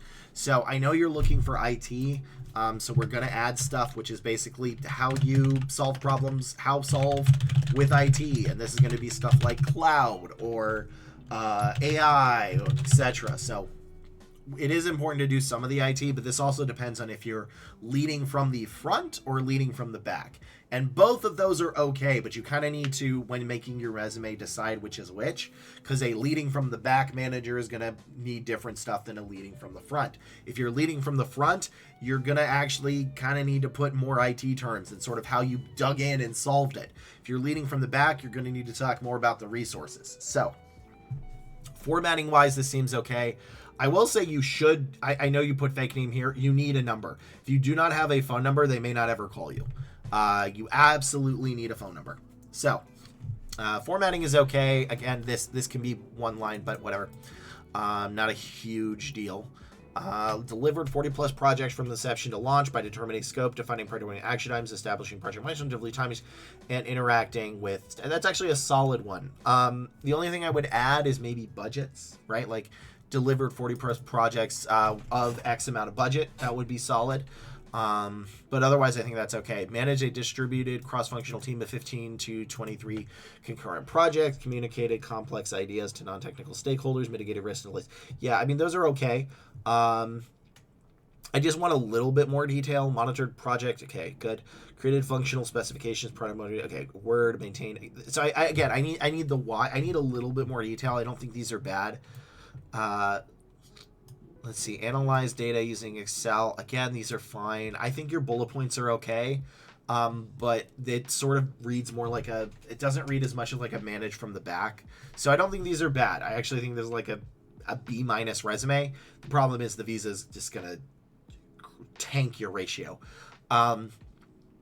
So what I would be looking for here, right, is this is an okay sample sentence. This is a summary is fine. But then I want to know more, right? Like manage a distributed cross-functional team of 15 with 2 to 3 concurrent projects. That's solid, but what were the projects for? Why were they important? So as a manager, you're going to have to sort of justify how you did it and why it was important. In addition, what was this budget and what was the project? So part of the reason I have an issue with this here is I don't see anything IT. Like, what was this project? Was it transferring everybody to AWS? That's fine. Like, you don't have to show that you can dig in and do it yourself, but you need to show that your project's related to IT. So again, I think this is like a B- resume. I'm just not, it's not bad. It's just like, again, where is the IT related? Like, created functional specifications, roadmaps, release manuals, other documentations were good, but like, why? As a manager, your job, especially as a senior manager, is to find problems and solve them with people, or products for IT. And I don't see that you did that. So I think this is like a 1 in 40, 1 in 50 ratio resume. The more I'm reading it, the more I'm like, it's okay. So, but it's seriously like a B-, right? I need you specifically to do like why these were important. Like, what did you do with these concurrent projects? What were some of the projects? What were this is fine, but like, how many projects? What was were you ahead of schedule and under budget? I mean, again, there's a lot of Excel here, not a lot of IT stuff. So this is kind of tough to do because this is very niche stuff, but like, I don't see the IT. I don't see how you solve the problems. This reads more like an IC resume than a manager resume. That's kind of the best I can tell you. And I would say, truthfully, with a visa, 100 to 1 would be a solid ratio. Hopefully we can get it down there. But yeah, I need more, right? Like, you have the bones here, but like, why were these projects important? Did you convince stakeholders they were important? Did they save the company money? Did they cost the company anything? Did they lead to anything? That is important. Your job is to show why your ideas led to important stuff. So that's really all I can do with this. Yeah, and make sure you have your phone number. That's also huge. You really do need your phone number. So let's go to the next resume. I hope that made sense to people. I know that was kind of a weird one. I hope that made a lot of sense. It's just when you start getting to the higher level managers, it gets kind of tough to teach in a vacuum, but I hope that made sense to the people as well.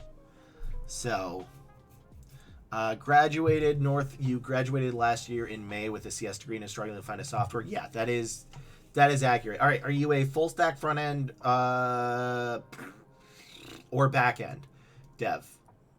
But I will say, North, that your hardest job search you will ever get and ever have is going to be your first getting your foot in the door. That is always, has always, and will always be your most difficult job search. There's unfortunately just never, it's never good.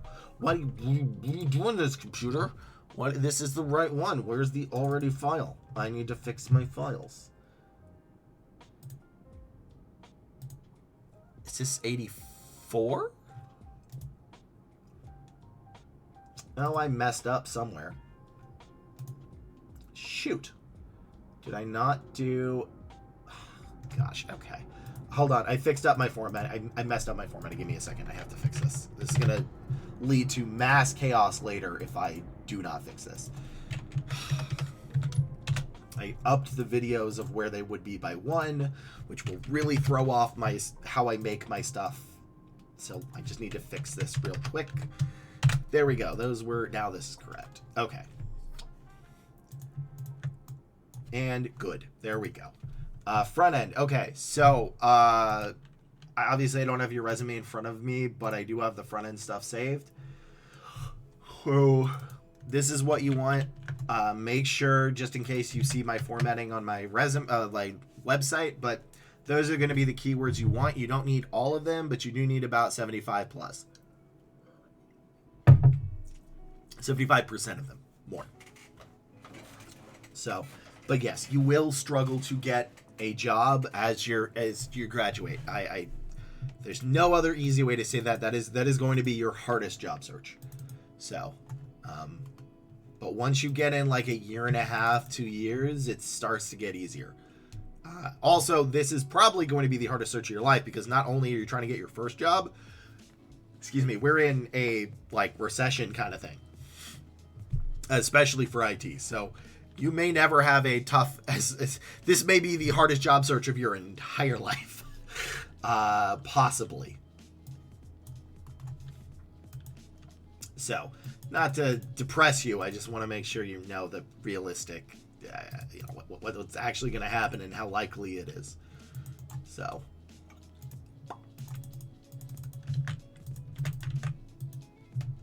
yeah, no worries. That is what I'm here for. I'm here to help, answer any questions, and that sort of stuff.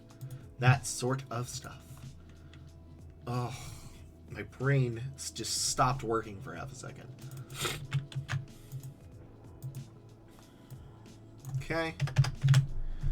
That's good, that's good. And what did they say? Is there anything here I need to know before? Oh, Jories. That's a lot. Okay. I think it's like experience. It's not strong enough to really follow the method. It was a form of road analytics. So I'm trying to hear you basically was how to... What? The heck?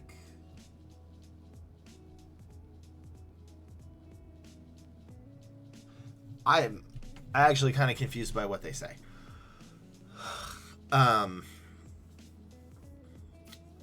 Yeah, I'm a little confused by what they said here.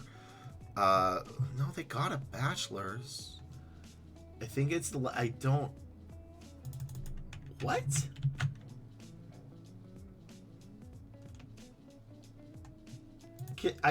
Can someone translate the... Never mind. I'm just gonna go with what it is. Sorry. They wrote a message and I got a little confused with it. So but I think I got it.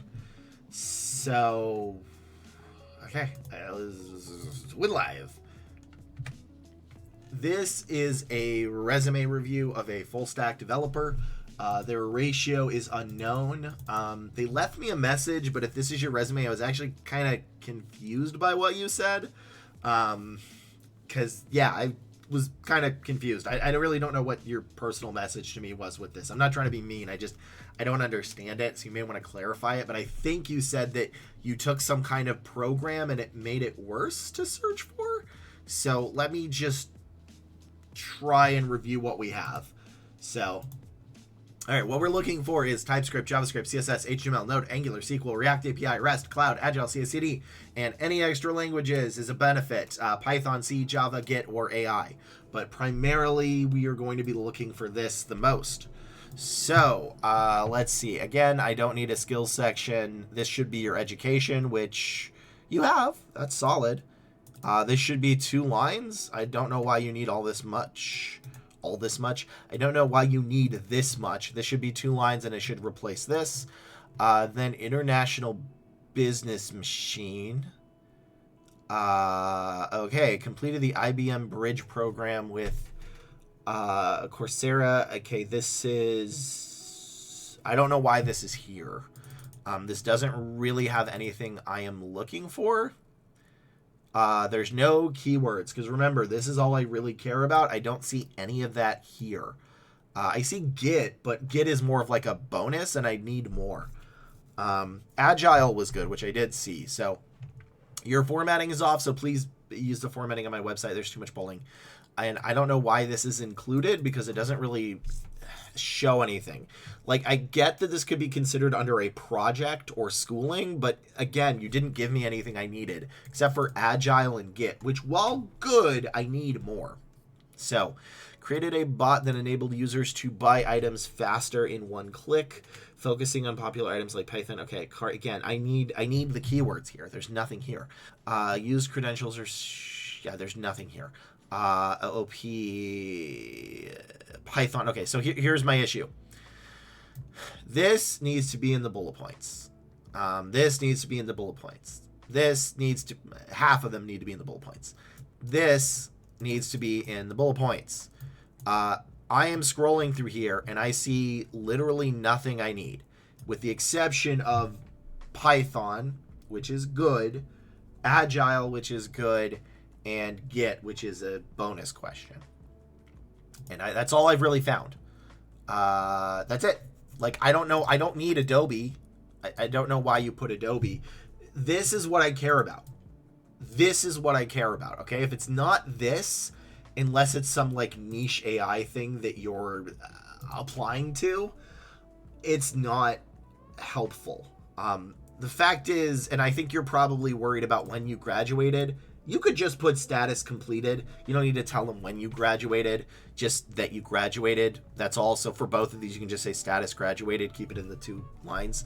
But nothing about this works. In fact, the only thing I really care about is this. JavaScript, HTML, CSS, and Mongo can be one. And Passport.js maybe, but like there's not enough keywords.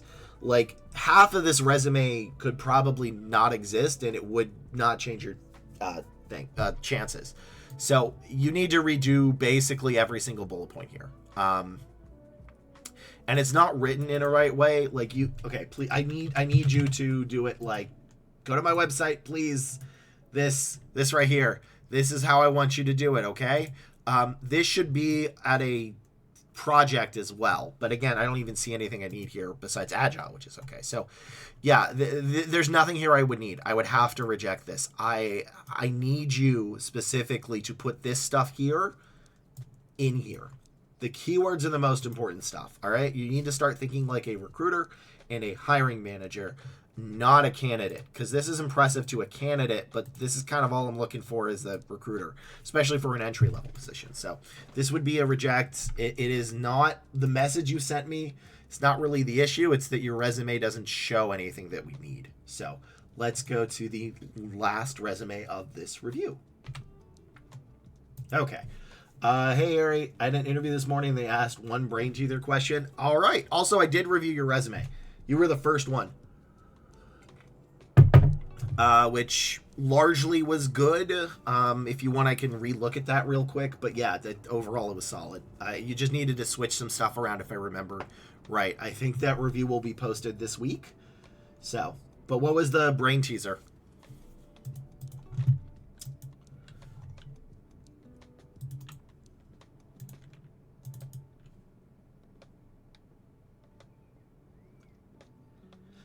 Okay. Sometimes people get very confusing in what they ask me and when they send the resume, because there's a little form that says like, you know, anything else I should know. And a lot of time I'm like, I don't know if that's related. If it makes you feel better, that's good. But I don't know if that's related. This person sent me like 12 paragraphs. Helping, okay, oh my gosh. Gainful employment. I only spent this much time blogging and teaching myself. How can I explain this place? For the previous versions, resume limited about 9 interviews, one with Amazon, another with Apple, and a few words like I would estimate applied about 150 jobs. I mean, if that what? Then use that one. If that landed 9 interviews, that's solid. Hey, Sleeping Bella. That's a good name. Welcome. I found you from a Reddit post a few days back. Cool. Oh, wait, you know what? I actually, hold on. You're going to hear some double me for a second. I got to pause this. I realize I need to change my schedule real quick because I didn't change that on my thing. So give me a second. I need to change. No, I need to do this. I don't want to forget because I'm not streaming tomorrow. I'm changing it because it was kind of too hard for me to keep it up on Tuesdays. So it's going to be still 3 times a week, but it's going to be Monday, Wednesday, and Friday. So where the heck are you? Analytics, home. Where? Blah. Give me my... Okay, maybe I have to do this after. Crud. All right. But yeah, welcome. Ask me your questions.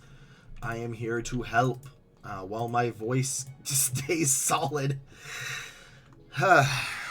And my back is not murdering me. And I got judo tomorrow. I gotta get my back better. All right. Also need to check, make sure my fiance has not texted me anything. Nope. There we go. We're good. All right. I've been recommending you to my friends in the job. Oh, thank you. I appreciate it. And now that I'm back from vacation, I can have a normal schedule. So even though I'm going to have still a crazy schedule, I have like 2.5 weddings this year, and I have to help prepare my own. So my schedule this year is crazy. Like we are going, I think, on one Friday and then driving to another wedding. So it was a little easier than most, but basically given 2,000 pencils, scattered in a dark room. How many at minimum to get at least 3 pencils of the same color? Huh. Half a wedding. So I'm getting married next year. Technically, I'm getting married. So we're having a bunch of events for it because my fiance wants it to be crazy cool. So thank you. So that is partly why there's a lot of events for it. But I think we actually have to go from one wedding in like April, which I think we're going to get married and then immediately drive out of state to another wedding. So, but we're having the actual wedding next year. We're actually doing, so we're having like a post-wedding. She if she's in chat, she can tell more. She was probably upset at me for butchering this, and I am sorry, love. I like linking your post about ATS rejecting people being mostly a myth because most ATSs aren't that advanced. Yeah, I think that is one of the biggest ones. I agree, and thank you again for that, Clem. It is important. I really hope that, because like in 2 to 3 years from now, maybe that's not the case, but right now, that's definitely happening. Like, you don't need, AI does not affect it.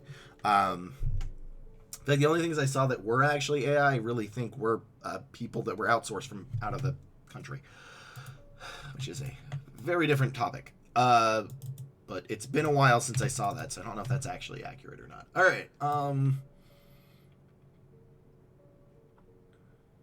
Okay, I'm going to assume that is a fake number. Which can people even see? I hope that's a fake number. They changed everything else, so I'm going to assume that's not a real number. Also, we have a ad break in 4 minutes. I'm going to let the dog out again and then get some more water, and then I'll go back because, again, my fiance said he may have diarrhea, and I need to make sure you... Oh, good stretch, baby boy. You do not go on the floor. You are very well trained, but you are also an old dog. Okay. Are we having bear pets? Are we having bear pets now? Come on, buddy. Come on. Let me pet you. So, yes. Oh. I mean, it's his own fault because he keeps trying to get into the trash can. And sometimes he succeeds at getting into the trash can. So, Bear, you have a fan. They called you handsome. Yeah. Oh, good stretch, baby boy. I know. Okay, you're going to sit down? Okay, yes. All right. You're going to go out soon. All right, don't worry. You also can't keep barking at the neighbor dog. I mean, just go and borka. You're a big boy. Yes. You're healthy and you're big. Yeah, he is. He's the best. I love him. So, oh my God, Bear, why? Oh, he definitely needs to go out. He just farted and it was vile. Oh, God, why? Oh, God. Oh. Okay. Oh, that was okay. Give me a second. I need to go let him out. I will not be able to stand here. We haven't added a couple of minutes anyway, so that works. I should be back after the ad. Give me like 4 minutes. Oh my gosh, sir. I cannot breathe. Come on. You're going outside. You're going outside. You're going outside.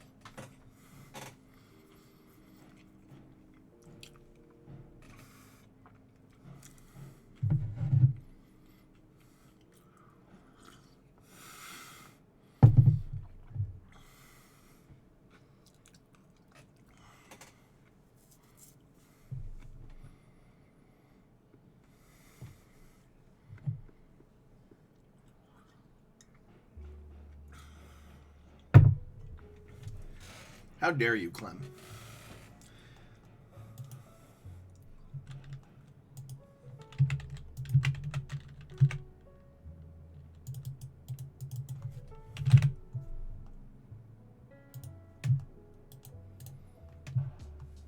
Okay, that didn't work out. All right, we're back. How dare you, Clem? You know how bad that dog farts? I was 2 rooms away, and he farted once, and I had to leave the room I was in. I was 2 rooms away from him, down the hall, and his fart was so bad I had to leave the room I was in and go downstairs. Vile. I have never had any animal do that bad. I don't know what. He's healthy, so whatever we're doing, he's fine and healthy, except when he gets into the trash. But, like, they're vile, man. They're absolutely vile. All right.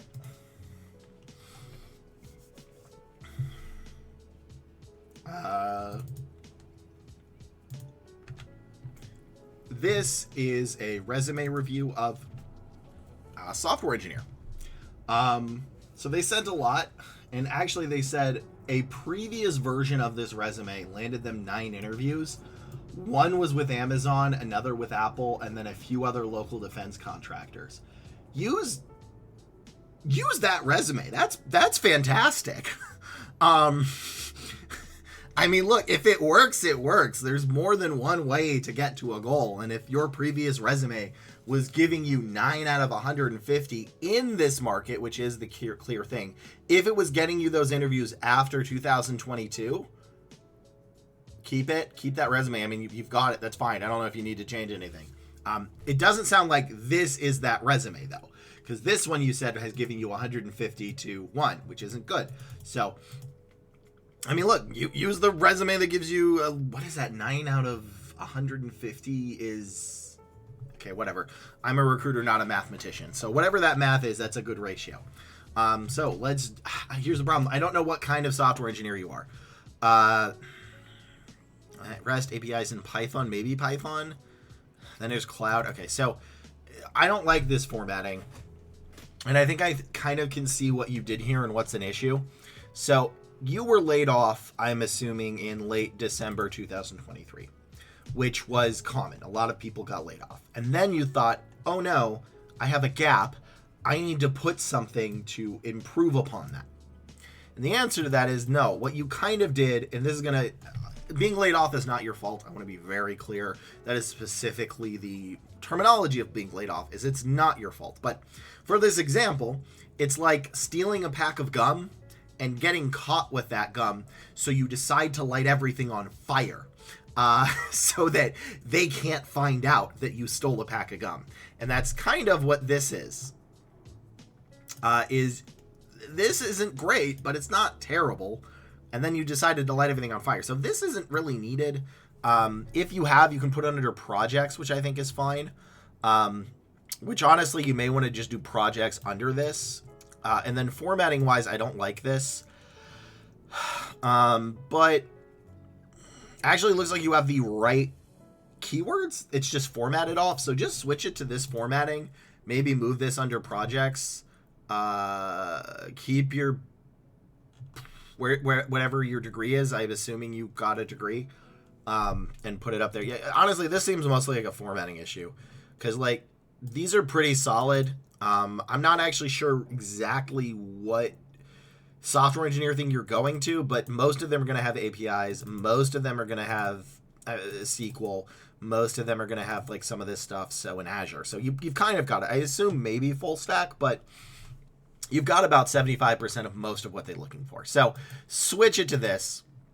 Change this to a project and put it maybe under this. And then put your, I actually need to see that you graduated, so you need to put that up top. So overall, this is not actually, this is what's actually hurting your resume is this. This is probably the biggest reason, and the market's bad. But yeah, all you have to do is kind of fix that and it works. Or alternatively, just use the resume that was getting you 9 interviews out of 150 with Amazon. Like, you know, after 2022.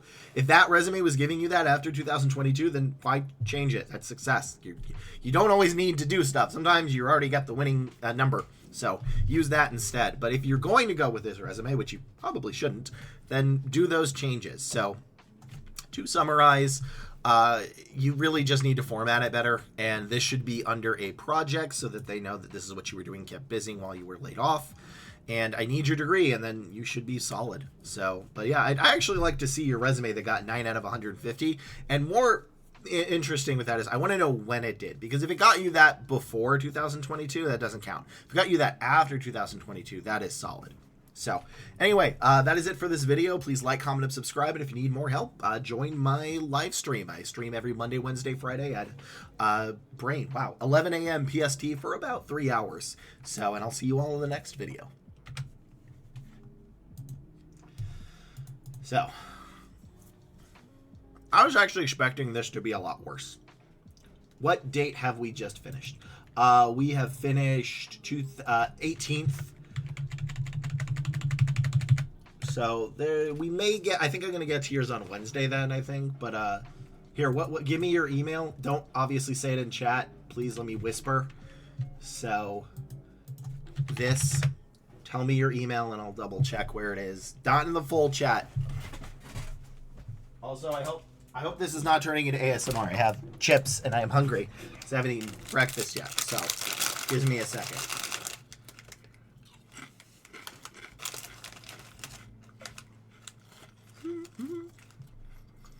This stream is sponsored by Doritos for when you don't have time for breakfast. It's not sponsored by that. Well, yeah, give me your email in that one, Lemon, and I'll check it out.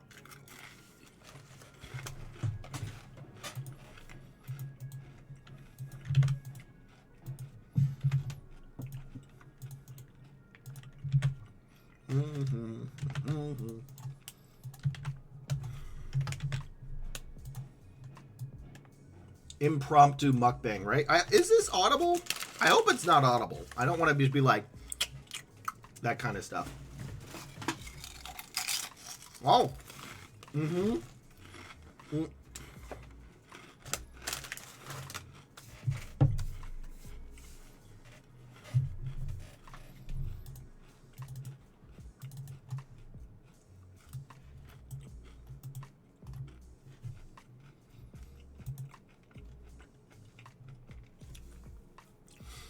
Sleeping bells, you are 100% correct. That is the thing.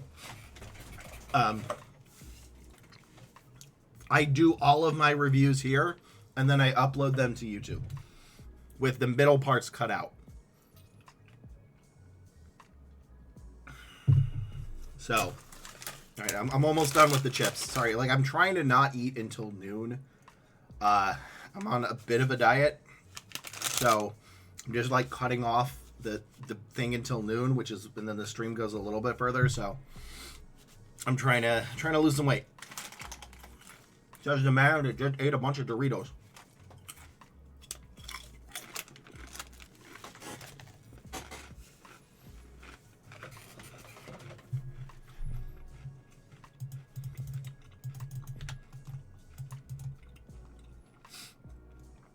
Yeah, it is very niche. I have not seen anybody that does it, which reminds me, I gotta actually add that to the AI thing. Let's see, add that AI stream clipper. Which I don't know, maybe you're the one who made that, but I gotta add that to the stream. I forgot to, because there's a I'm not good at clipping. So there was an AI thing that should have automatically clipped stuff, and I kind of want to try that. I do wonder if it's gonna work, because again, I am the most niche I've ever seen. I've literally never seen anybody do this kind of stuff, so it may not work for me in particular, but I did want to give it a try because I'm not good at clipping. It's also time consuming.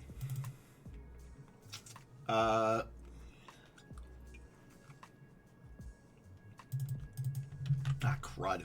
This is cybersecurity. That's one of the few things in IT I haven't really touched. No, but that is the post. Okay, cool. That is the post where you found me of. That makes sense. Yeah. And that's why I was like, I'm very niche. I literally don't know of anybody who does that. Okay, can we find cybersecurity? Anyways, Cybercrime is cyber. Okay, this is outside of my domain of knowledge. Is cybercrime analyst equivalent to cybersecurity analyst? I don't know actually if people in chat. No, we're not. I don't know. Any professions you find that don't discriminate as much as other jobs? I don't know, because the problem with that is clearly age discrimination happens. Like, it'd be foolish to say it didn't, but like, I don't do that, so I don't know what other recruiters are doing on that, because like, I don't really talk with them and be like, hey, did you discriminate against somebody? Like, you know, so I don't know. I really do think a good chunk, although not all of it, is just an outdated way of applying. Is that if you fix the resume, it'll be a lot better. But I don't actually know which professions would discriminate less. Because it's like, I don't do that. It's clear that others do, but I don't have the knowledge on how they do that. So, it's kind of a catch-22 of that. And again, if somebody is actually doing that, they're probably not going to tell me. So.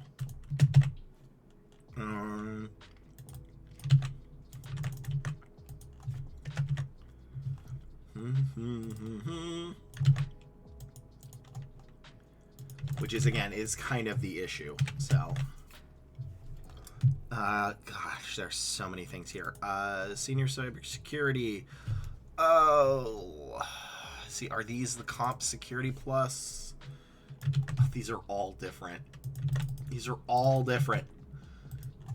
I really want to do some cybersecurity just to learn a little bit more about it. But I don't know that. I don't really know it enough yet. Because these are all a bunch of random acronyms. So that's gonna be an issue. Okay, where is that? 32 to 50. That seems low for cybersecurity, but so we have HIPAA, which I think is there. CISP, which wasn't there before. Okay, I don't know why that was bolded. Okay, you don't need to be bolded there, CISP. Is there any way to get around having no work history as someone in their mid-30s or having only work history from 20 years ago? Yeah, there are ways. I mean, I'm going to be upfront with you. It's going to be harder, but there are ways. I mean, it depends on what you mean by, like, no work history, right? Because a lot of the times candidates disqualify themselves from what actually counts as an experience. And realistically, you're probably not going to be able to go to, like, senior or anything, but you could kind of, you know. 2 years, Clem. It's about 2 years. That's when it starts to get bad. Is 2 years. But I need more information than just, stay-at-home mom. I guess the big thing is, what are you looking to go into? Because that's the biggest issue. And you say you have large gaps, any way to mitigate them? Well, like so it matters. So when you're looking at gaps, all right, the issue is not that you've been unemployed. Yes, some recruiters and managers think that, but that's the minority of them. The issue is, are your skills still relevant? Because, like, let's say this person is still working here. If they had a gap of, like, 5 years from here, right? Like, let's say in between these, that would have been okay. The issue is if it's the recent. It's really what have you done recently that's the issue. So, like, you don't need to lie if, like, you've been at your current place for 3 years and you have a 5-year gap 5 years ago. That's okay. It's really they're afraid that you're not current. That is the biggest issue, is are you current or not? So it's kind of like, as an example, if you're a software engineer and you spent the last 3 years working as a recruiter, those are not necessarily relevant transferable skills. So you could have just had that be a gap and it would be the same issue-ish. So I hope that made sense. It's basically, are your skills still current? Are you up to date? I've applied for all reception and admin jobs I can. I'm looking to avoid retail. Actually, admin and reception jobs are probably pretty good. I think you're going to have a good chance at that one. So the way you would probably want to do it is, obviously you don't have direct ones, but I'm sure you've done some projects before. Like maybe you've done stuff on the PTA, you've done volunteer work, that kind of thing. Or alternatively, you've done other people's like taxes or something in your own. So as a stay-at-home mom, you actually have, this feels very sexist to say, and I don't like it now that I'm saying it, but you have a lot of relevant experience to a admin assistant, theoretically. That felt weird to say out loud, and I think that's, anyway, moving past it. But yeah, I think you get the point, is especially for an admin assistant, you're there to keep other people's schedules, and having been a substitute and also seeing people manage, there's sometimes there's not a big overlap between how kids and adults are managed by people. There's a lot of the same techniques. So all right, you're a student in Eastern Europe, Romania. Okay. Right now I'm doing my master's in finance. My career paths are financial analysis. Do you think that landing a job is something realistic? I don't know off the top of my head. I'm sorry. I am a US based recruiter, and I don't know how the market's going to be. I don't know the skills for that one. I wish I could give you an answer. People do it, but it's going to be tough. Let's see. That is tough. I don't have any work experience. Got off 6 months. Maybe you could get an internship or something, but it's the biggest thing I want to say is, do you have the ability to work in the United States? Because if you do not have the ability to work in the United States, you cannot actually work in there. So it's kind of the catch-22, and that you need a visa that lets you work first before you can work. But I don't know what that would be, because that's kind of beyond me. But in my mind, a person with a gap is, say, 1 year's used deficit to cover, because there's plenty of others without gaps. I mean, it can be. It's just, like, I don't want to say the biggest problem I have here is that in trying to cover up a gap, you make it worse. And that is, again, kind of like that gum analogy. Like, you stole a pack of gum from a grocery store, and the cops found out, and your response to that is to light the store on fire. And that's kind of what a lot of people do, is that, yes, it's not good that you stole a pack of gum, but in the process of trying to hide the crime, you have made it infinitively worse. So while there are some people that will believe that, Clem, that a year is going to be a huge deficit, it's really going to depend on a lot of stuff. And then a lot of the times, remember, recruiters just go for what's in front of them. If they have the required experience, they move them forward. If they don't, they go back. The manager may think that, but if you get them into the interview, then they'll know.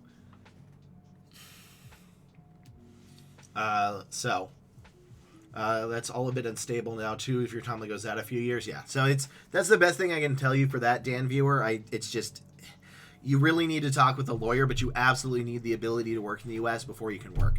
And I know there's a lot of people that message me, and I'm like, well, cool, but like, you need the visa first. And a lot of companies won't sponsor. So I've worked with some companies that do and some don't. So let me go to this resume. Then I will add some more questions in chat. I hope that didn't peak the mic. I'm afraid of peaking the mic. Okay. I think that's it. This is a resume review of a cybersecurity analyst, with the full disclosure that cybersecurity is one of the topics I have not actually touched in IT. I do not know cybersecurity. I am trying to learn some of it, but my knowledge here may not be as complete as a lot of the other places. So, you're not sure of the ratio you've applied to. All you know is that recruiters used to reach out to you and they do not anymore. That is probably because the market is bad. When the market is very good, recruiters will reach out to you. When the market is very bad, they will stop. So that is a actual good notice of how good your not just your resume, but how good your market is if recruiters used to reach out to you, but they do not now, it's not good.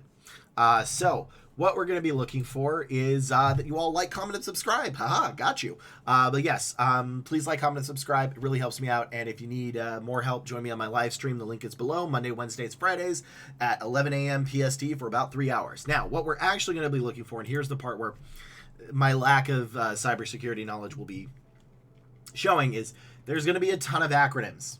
I'm not sure all of these acronyms were right. The ones I found most common were CompTIE Security, Python and PowerShell were in a few, CISP, HIPAA, and probably a few more. So ideally what you're going to want is for your specifics type of cybersecurity, you're going to want those acronyms. I don't know what those are going to be for the type you want because that is my lack of understanding on cybersecurity, but I do know you're going to need those, whatever they stand for. So that is what I'm going to be seeing is that you have a bunch of acronyms. I don't know if those are the ones you're looking for, but whatever. So I don't need a professional summary. It does not help. Okay. Security, CompTIE, that's good. Education. Yeah, that's solid. Probably you want to combine these and then make this a little simpler. Normally I say you want to have a max of 3, but with cybersecurity, I know the certifications are pretty important.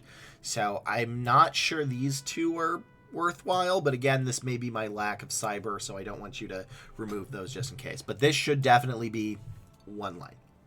Actually, 2 lines. Wait, what? You've got 2. Okay, so 2 lines. This should be 2 lines right here. Education should be 2 lines. Let's see. Cybersecurity senior, top 3. Okay, that's good. This should be 1 line. Your formatting's off. Use this formatting. It is boring. It is basic. It is best. This is peak. If you want a resume that looks great to recruiters, you want it to look boring and basic, and that is this. This is what I want it to look like because it's very easy to read when you're looking at 100 resumes in a row. This will make recruiters weep tears with joy. So, all right. Performance security, SOSL market cap. I don't know if I care about this, but that could be relevant. So, STM, IPS, IDD. Okay, so here are the acronyms that we're looking for.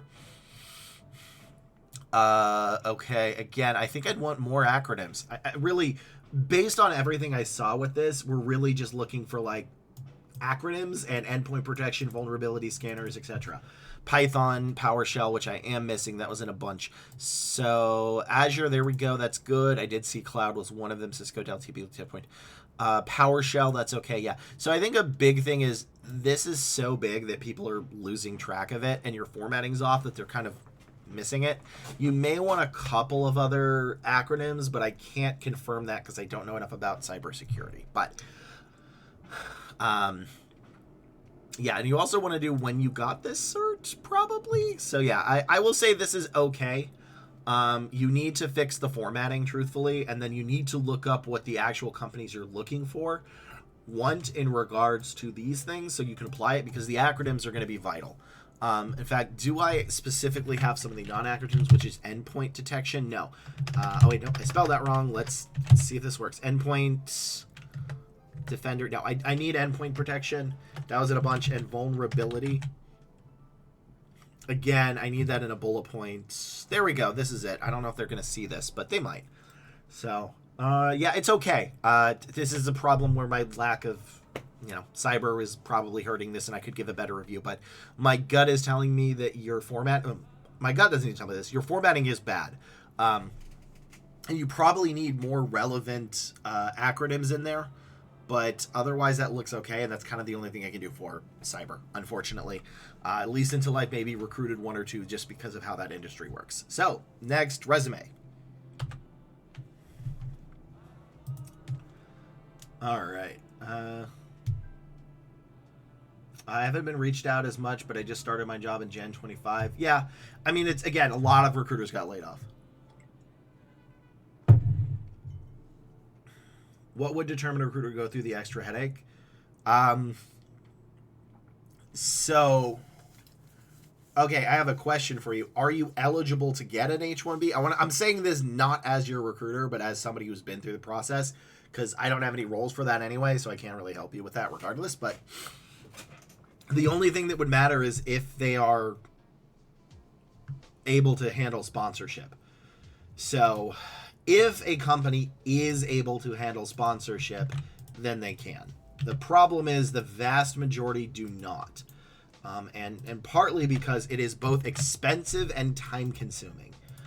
It costs about, this was a while ago, I don't know if this is just a single company or whatever, about like 10K more. But the biggest thing is that you may not get to stay at that company even if you do anything right. So, and actually my next thing is that you're going to have to find a company that does it. The most likely thing I can think of to tell you is there are subcontracting companies that sponsor and then basically farm you out to the US. That's probably your best bet. They are nightmares to work for. They care not about you and they will work you to the bone, but that is probably your best bet. But again, that's kind of stuff where it's a little bit outside my domain. Just because I've worked at companies that did it, but not every role did it. And like out of my 5 years, I think I've only done maybe 8 to 12 immigration processes in general. Maybe a little more, maybe a little less. So, yeah. And I want to be clear, these are meat grinder companies. They suck to work at. That's why they sponsor you. That might be your best bet. But, yeah, and that's all I can really say on that one, unfortunately. Because it's brutal. I mean, typically what you do the most one is you get an OTP into a H-1B. But that may not be the... you may not be able to do that because the biggest thing you ever have to know when getting a when doing any immigration is talk to a lawyer. Always talk to a lawyer. It's basically there's like, wow, Lee, you're the immigration specialist for our company. What is your secret? I'm like, I talk to our lawyers. I know in general how it's going to play out, but yeah, always need to talk to a lawyer. You need to bring in our personal lawyers. Because it is always going to... Every single immigration is going to be a snowflake.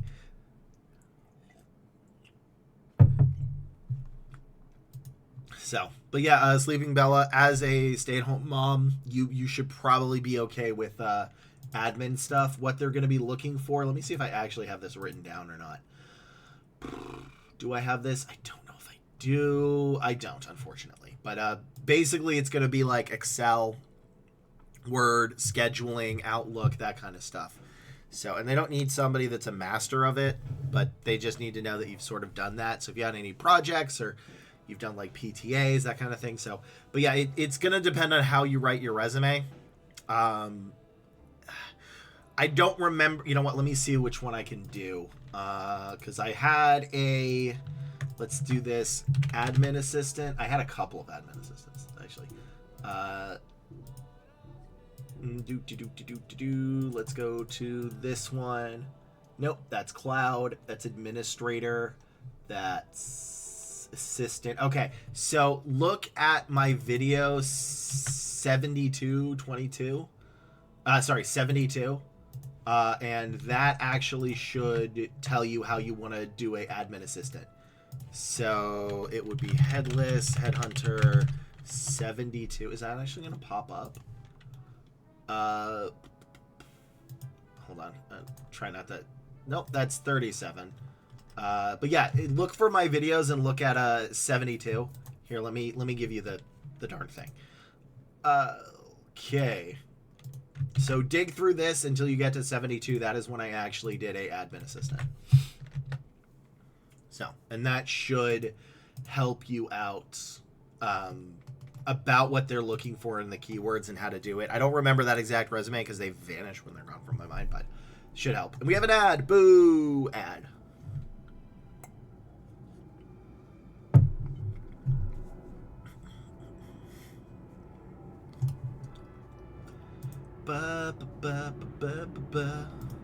Okay, that is 87.2. Let me put both these back. You need to back. Oh, bear, chill. People are allowed to exist outside. Woof. All right, I should not antagonize you. That's on me, buddy. I'm sorry.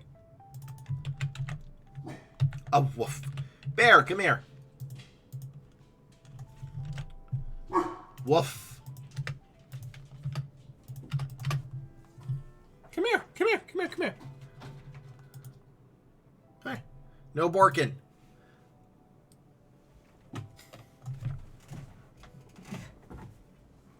No borks. I know, baby. I know. Yes, yes, yes.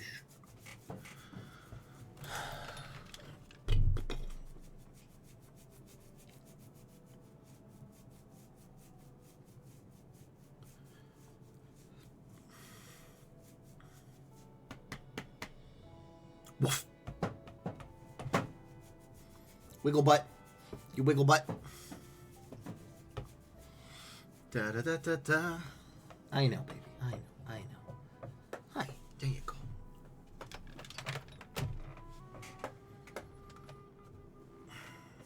Yes, I know. No porphin. All right, we are back. Thank you.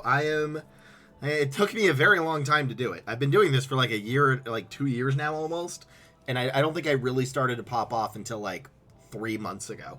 Also, I want to let you know of a statement you said, which is I can learn pretty much anything they need. Don't ever say that. Unfortunately, you need to have proved you've done it. Willing to learn is not actually a thing they're going to look for.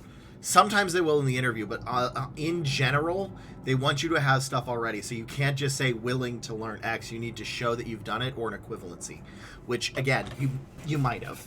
So primarily in this case, it's going to be Excel, Word, Outlook, customer service, and whatever else is in there. But so I wish that wasn't the case. It is.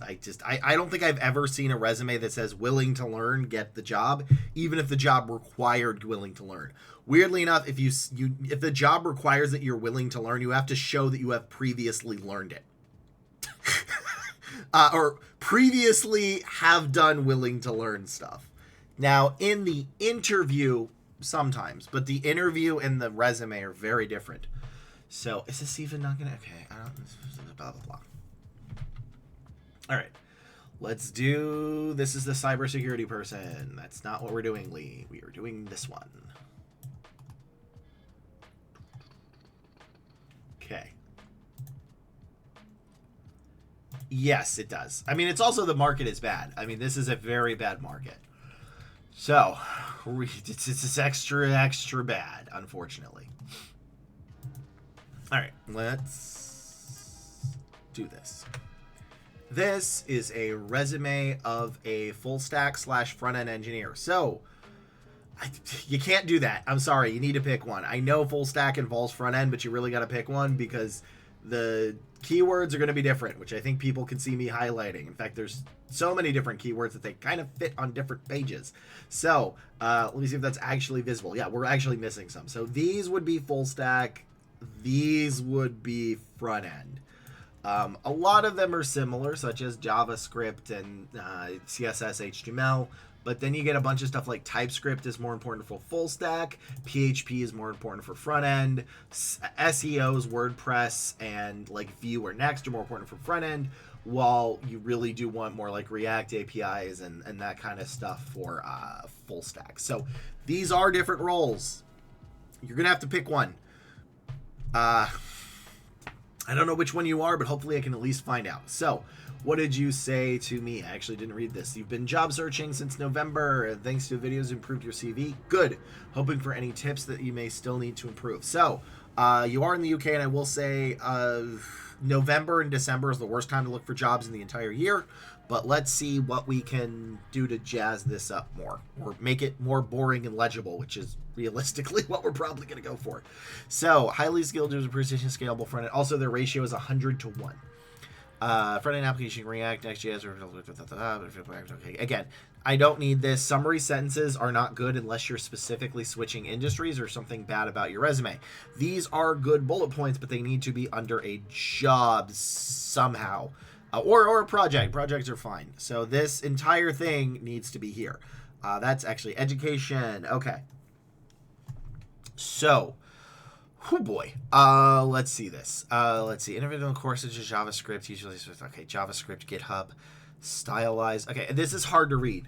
Please use my formatting. This is why it's easy to read. If you stand out in the resume process, it's probably because you're going to get rejected. That's just the case. Also, in case I mispronounced this, November, December is the worst months, not September. So November, December in the United States, at least, is the worst time to look for a job. Then it gets better Q1, which is January, February, March. But so this is a nightmare to read. Okay, solid OP, but I have JavaScript at least. This is actually giving me a headache. React, RESTful, Node.js. I don't know which one. So I don't know which one of these you're going for. I don't know. But this entire section can be deleted. So you need to delete this and put it in here. These bullet points are anemic. They need more. I need to know this in here.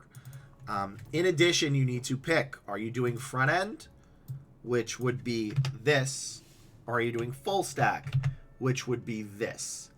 Both are different keywords. You need to pick one. So I don't actually know. I don't know enough about this, and I don't know which one you're going for, and this is why you're having issues, is I don't know if you're going for full stack or front end. I'm assuming full stack, but I don't know. I cannot tell from your bullet points, and I don't really see enough stuff that I want because you front-loaded everything here. So these apps need to be better. I mean, the bullet points need to be better. I need to know what you're doing. You need to stop the bolding, and then maybe we can start getting you more interviews, but this wouldn't really fly. This is a great sentence. Again, it just needs to be in the bullet points. If it's not here, it doesn't count. So let's go to the next resume. I mean, this, I was thinking maybe if I could be nice, I could move this forward, but not in this market. This might have been a 1 to 75 to 1 in 100 like 3 or 4 years ago, but it wouldn't be now. So you really need to fix the bullet points. This is what everybody's like, what do recruiters care about? What do recruiters want?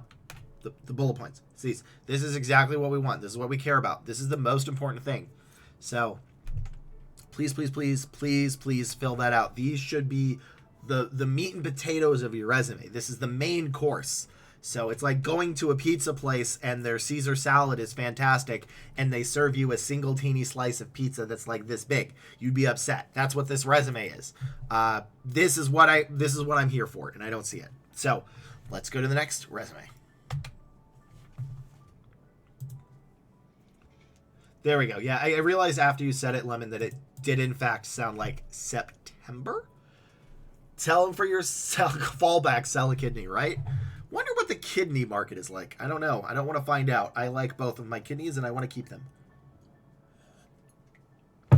They have served me well. If your kidneys can make it through college intact, then they have served you well. That's not true. I don't know enough about kidneys. The only thing I've learned about kidneys is from like Dr. Glockoflet. What is his name? What is his name? Dr. Glaucomflecken. That's it. The comedian ophthalmologist. He's amazing. I love him. So I love his stuff.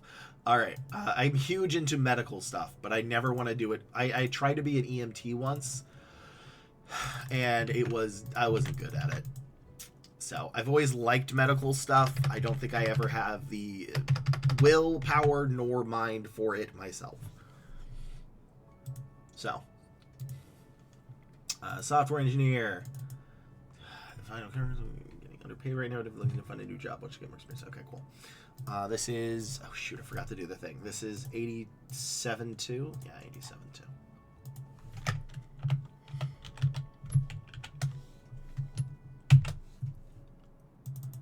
87.2. Nope, don't play the video. That's not what I wanted. I did not want to play the video. I wanted to document the title of the video so that when I upload this, I do not get it. Stop playing the video! Nope. Computer, stop. Nobody wants to hear me in double. Stop it. Stop doing it. There we go. We're good. Now we can go to the actual darn resume. Alrighty. Okay, cool. I think that's it.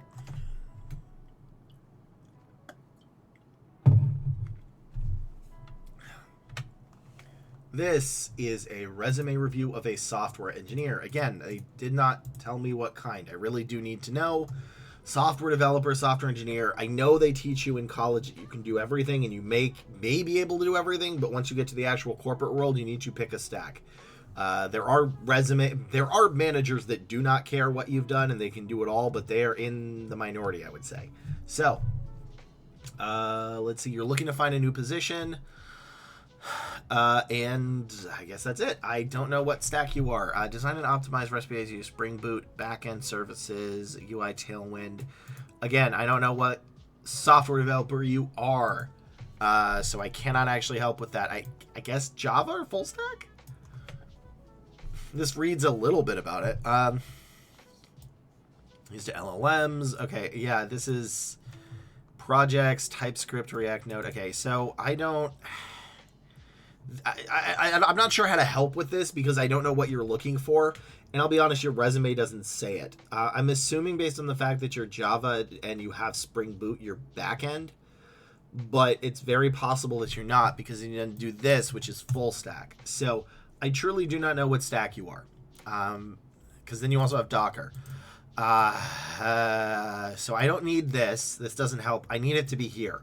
I need you to let me know what stack you are. Are you full end? Are you front end, back end, full stack? And then what kind of back end? Is it Java? Is it Python? Is it C? I assume that it's Java, but I do not know. And if you ever make it as here's why. By the way, a lot of people probably be like, "Well, hold on, Lee. You should know because of X and Y." Here's kind of the problem with that. Recruiters make that assumption once or twice. They send in those candidates. Those candidates then do not have that experience. And then that recruiter burns a bridge with that manager and they never do it again in their career. Has that happened to me? Yes. Yes, it has. You can never make assumptions as a recruiter. If it's not on the resume, it does not exist.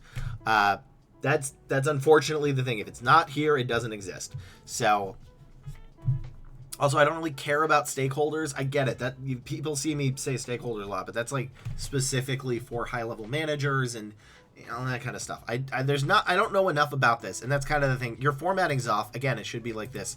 And I don't know what stack you're doing. I assume maybe Java backend, but if you're going for full stack, then you need different keywords. Because I don't even see TypeScript anywhere here.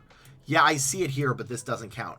If it's not in the bullet points under a job, it does not count. Or projects, like...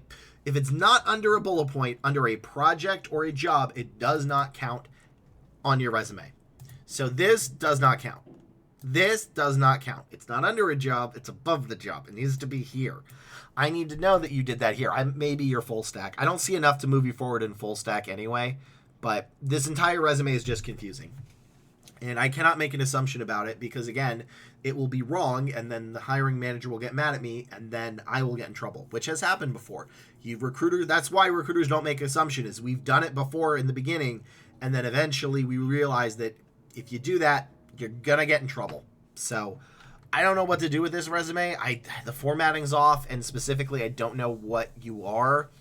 Pick a stack and then maybe resubmit and I can help. But I just don't know. I don't know how to help with this because I don't know the keywords I'm looking for because I don't know the stack and the formatting is off. So next resume.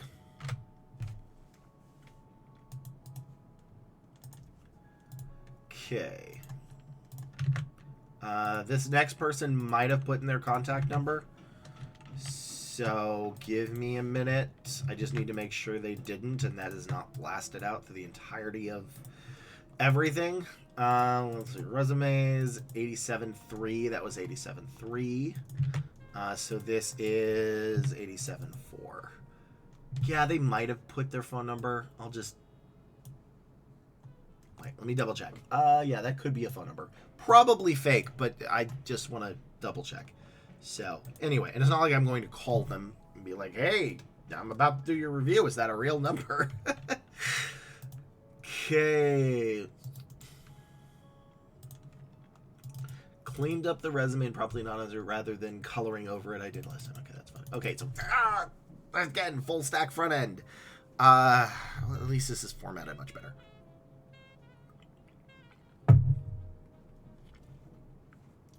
Okay. I don't know what they are. This reads this, see React. Okay. I feel like this is maybe full stack, but...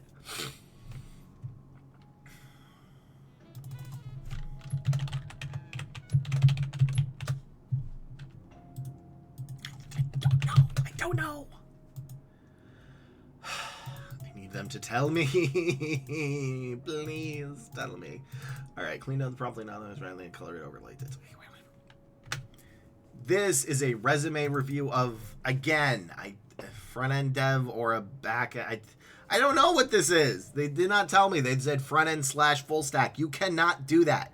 There are 3 categories: full stack, front-end, back-end. And if you're back-end, pick a language. That is how they do it in corporate recruiting.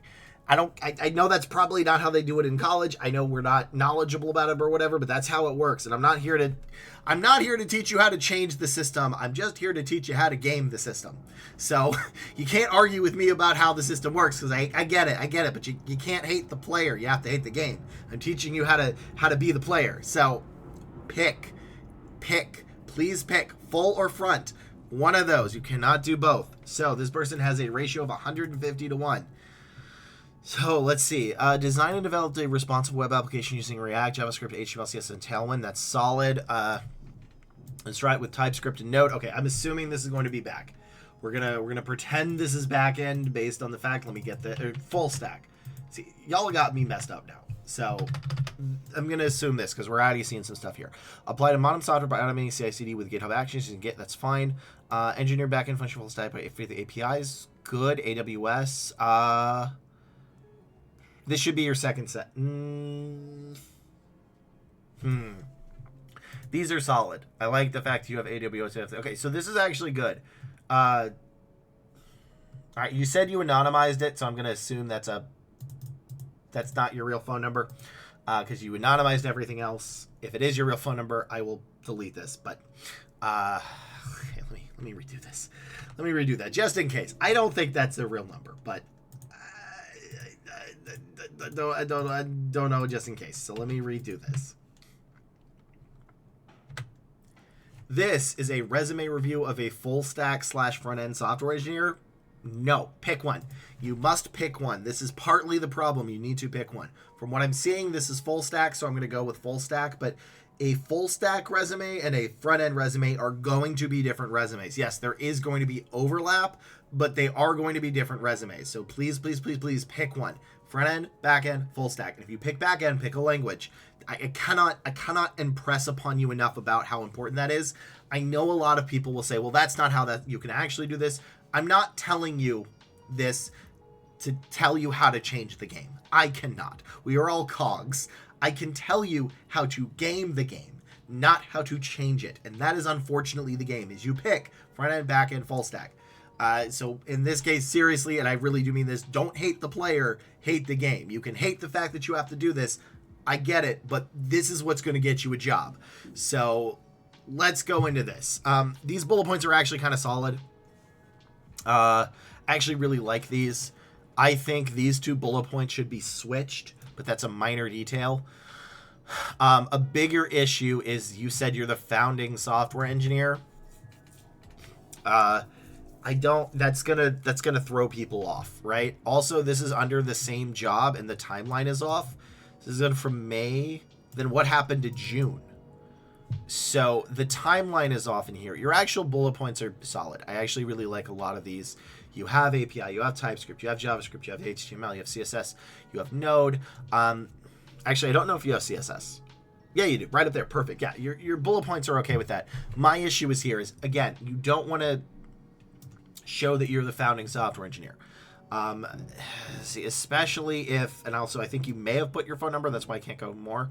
Especially if you just graduated, it's going to look more weird. Just put engineer. That's fine. You can just put software engineer, because a company that's hiring a founding software engineer may not actually be looking for the amount of experience that you have and vice versa. So just put engineer, right? Just put software engineer.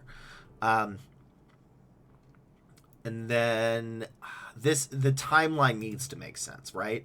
So this is September 2022 to current. And then there's a missing month between May 2024 and July, where's June. And then this one is between those times. Also, this doesn't look good unless this is an internship, because this has only been like 4 or 5 months. So realistically, you may even want to remove this unless you're applying for specifically a blockchain position. But yeah, that's kind of my issue with this. It's not terrible, but this is hurting you. This is hurting you, and this is hurting you. So it's okay to have projects, but you're gonna have to make the timeline right. So the bullet points are okay. It's everything else that is sort of the issue here. Plus, if you just graduated, you should put that up top. And it looks weird that you were doing all these things at the same time. So maybe just put seriously like part-time while in college. That's okay to put part-time software engineer. Actually, you could just put part-time software engineer. That makes sense of why the timeline doesn't make sense. But your timeline and jobs are not syncing up, and it's going to lead to people confusing it. So let's go to the last resume of this review. That might have been a real quick cutout, but that's all I can really say on that. Okay.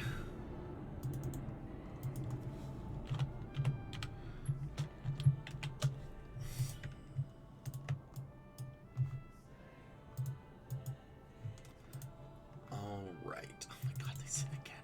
It's like a theme for this. Trying to add some impact visibility. Does the percentage thing matter? Is my font okay?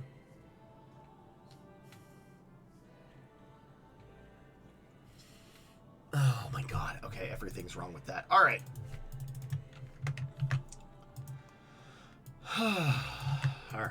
Is music still good? All right. Oh, yeah. So, software engineer. Again, I don't know what kind. No one tells me. All righty.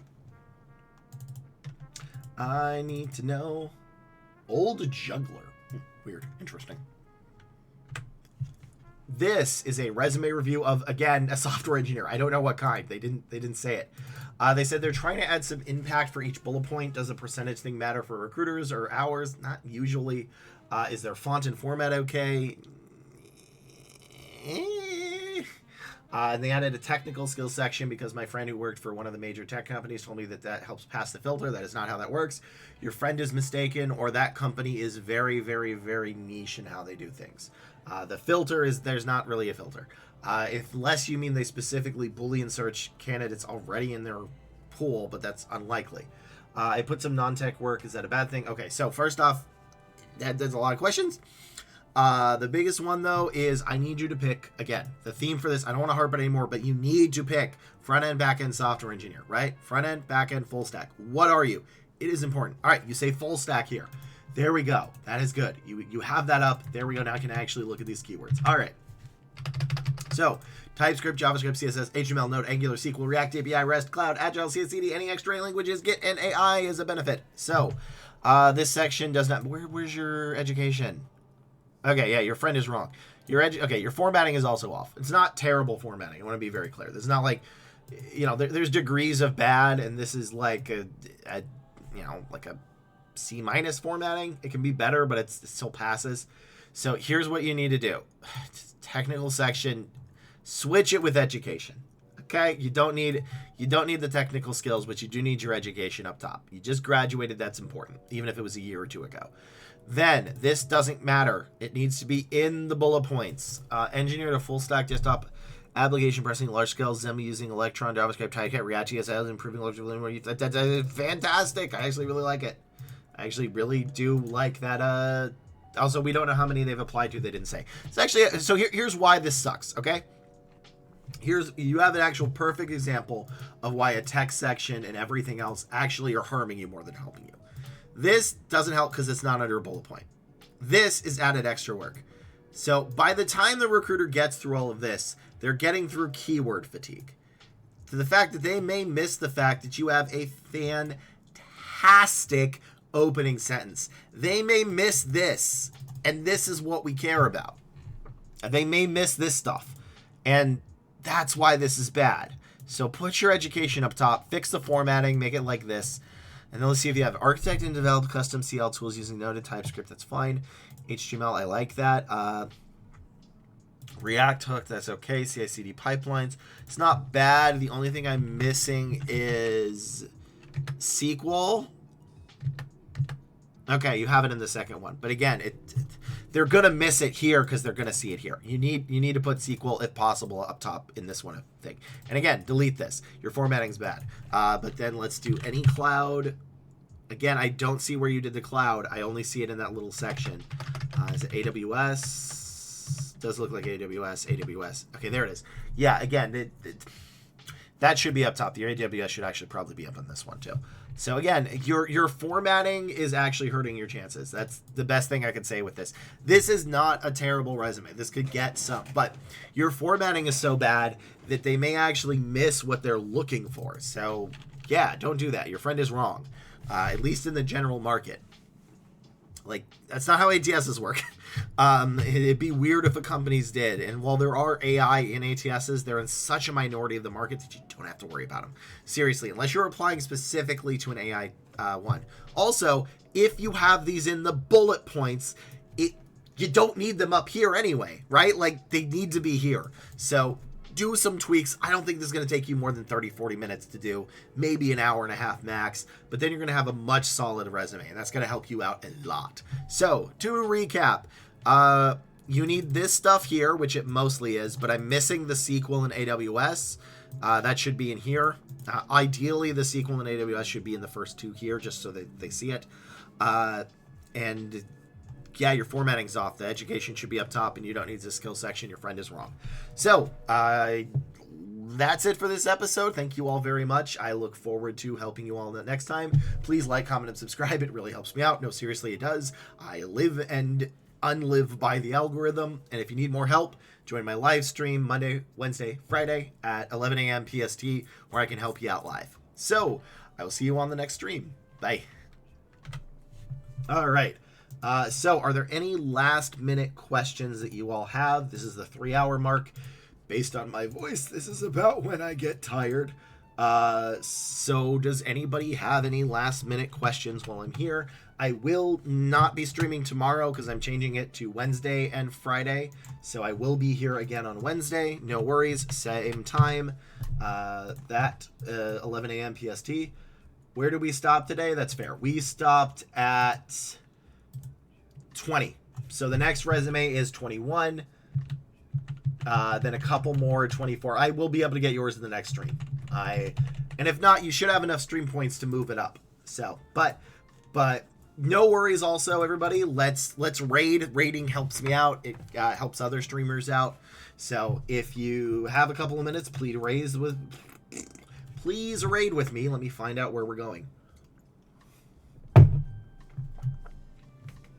So, away we go. Who are we rating? Who are we rating? The world may never know. Let's see. Nope. Let's do this person. Let's see. We do it on for me. Let's do views low to high. Let's see. Griffin's awesome. Mad Chirpy's cool. Let's see. We can do... I don't actually know what this person is. This looks interesting. Let's do this person. I didn't vet them. I hope they're cool. They are doing I have no idea what this is. That's why we're doing it. Oh yeah, they have boxes. I like their boxes. They have cool boxy things. All right. Well, thank you all for joining me. Say hi to this streamer, and I will see you on Wednesday. I forgot the word for Wednesday specifically. I do not know why I forgot the word Wednesday. All right. And away we go.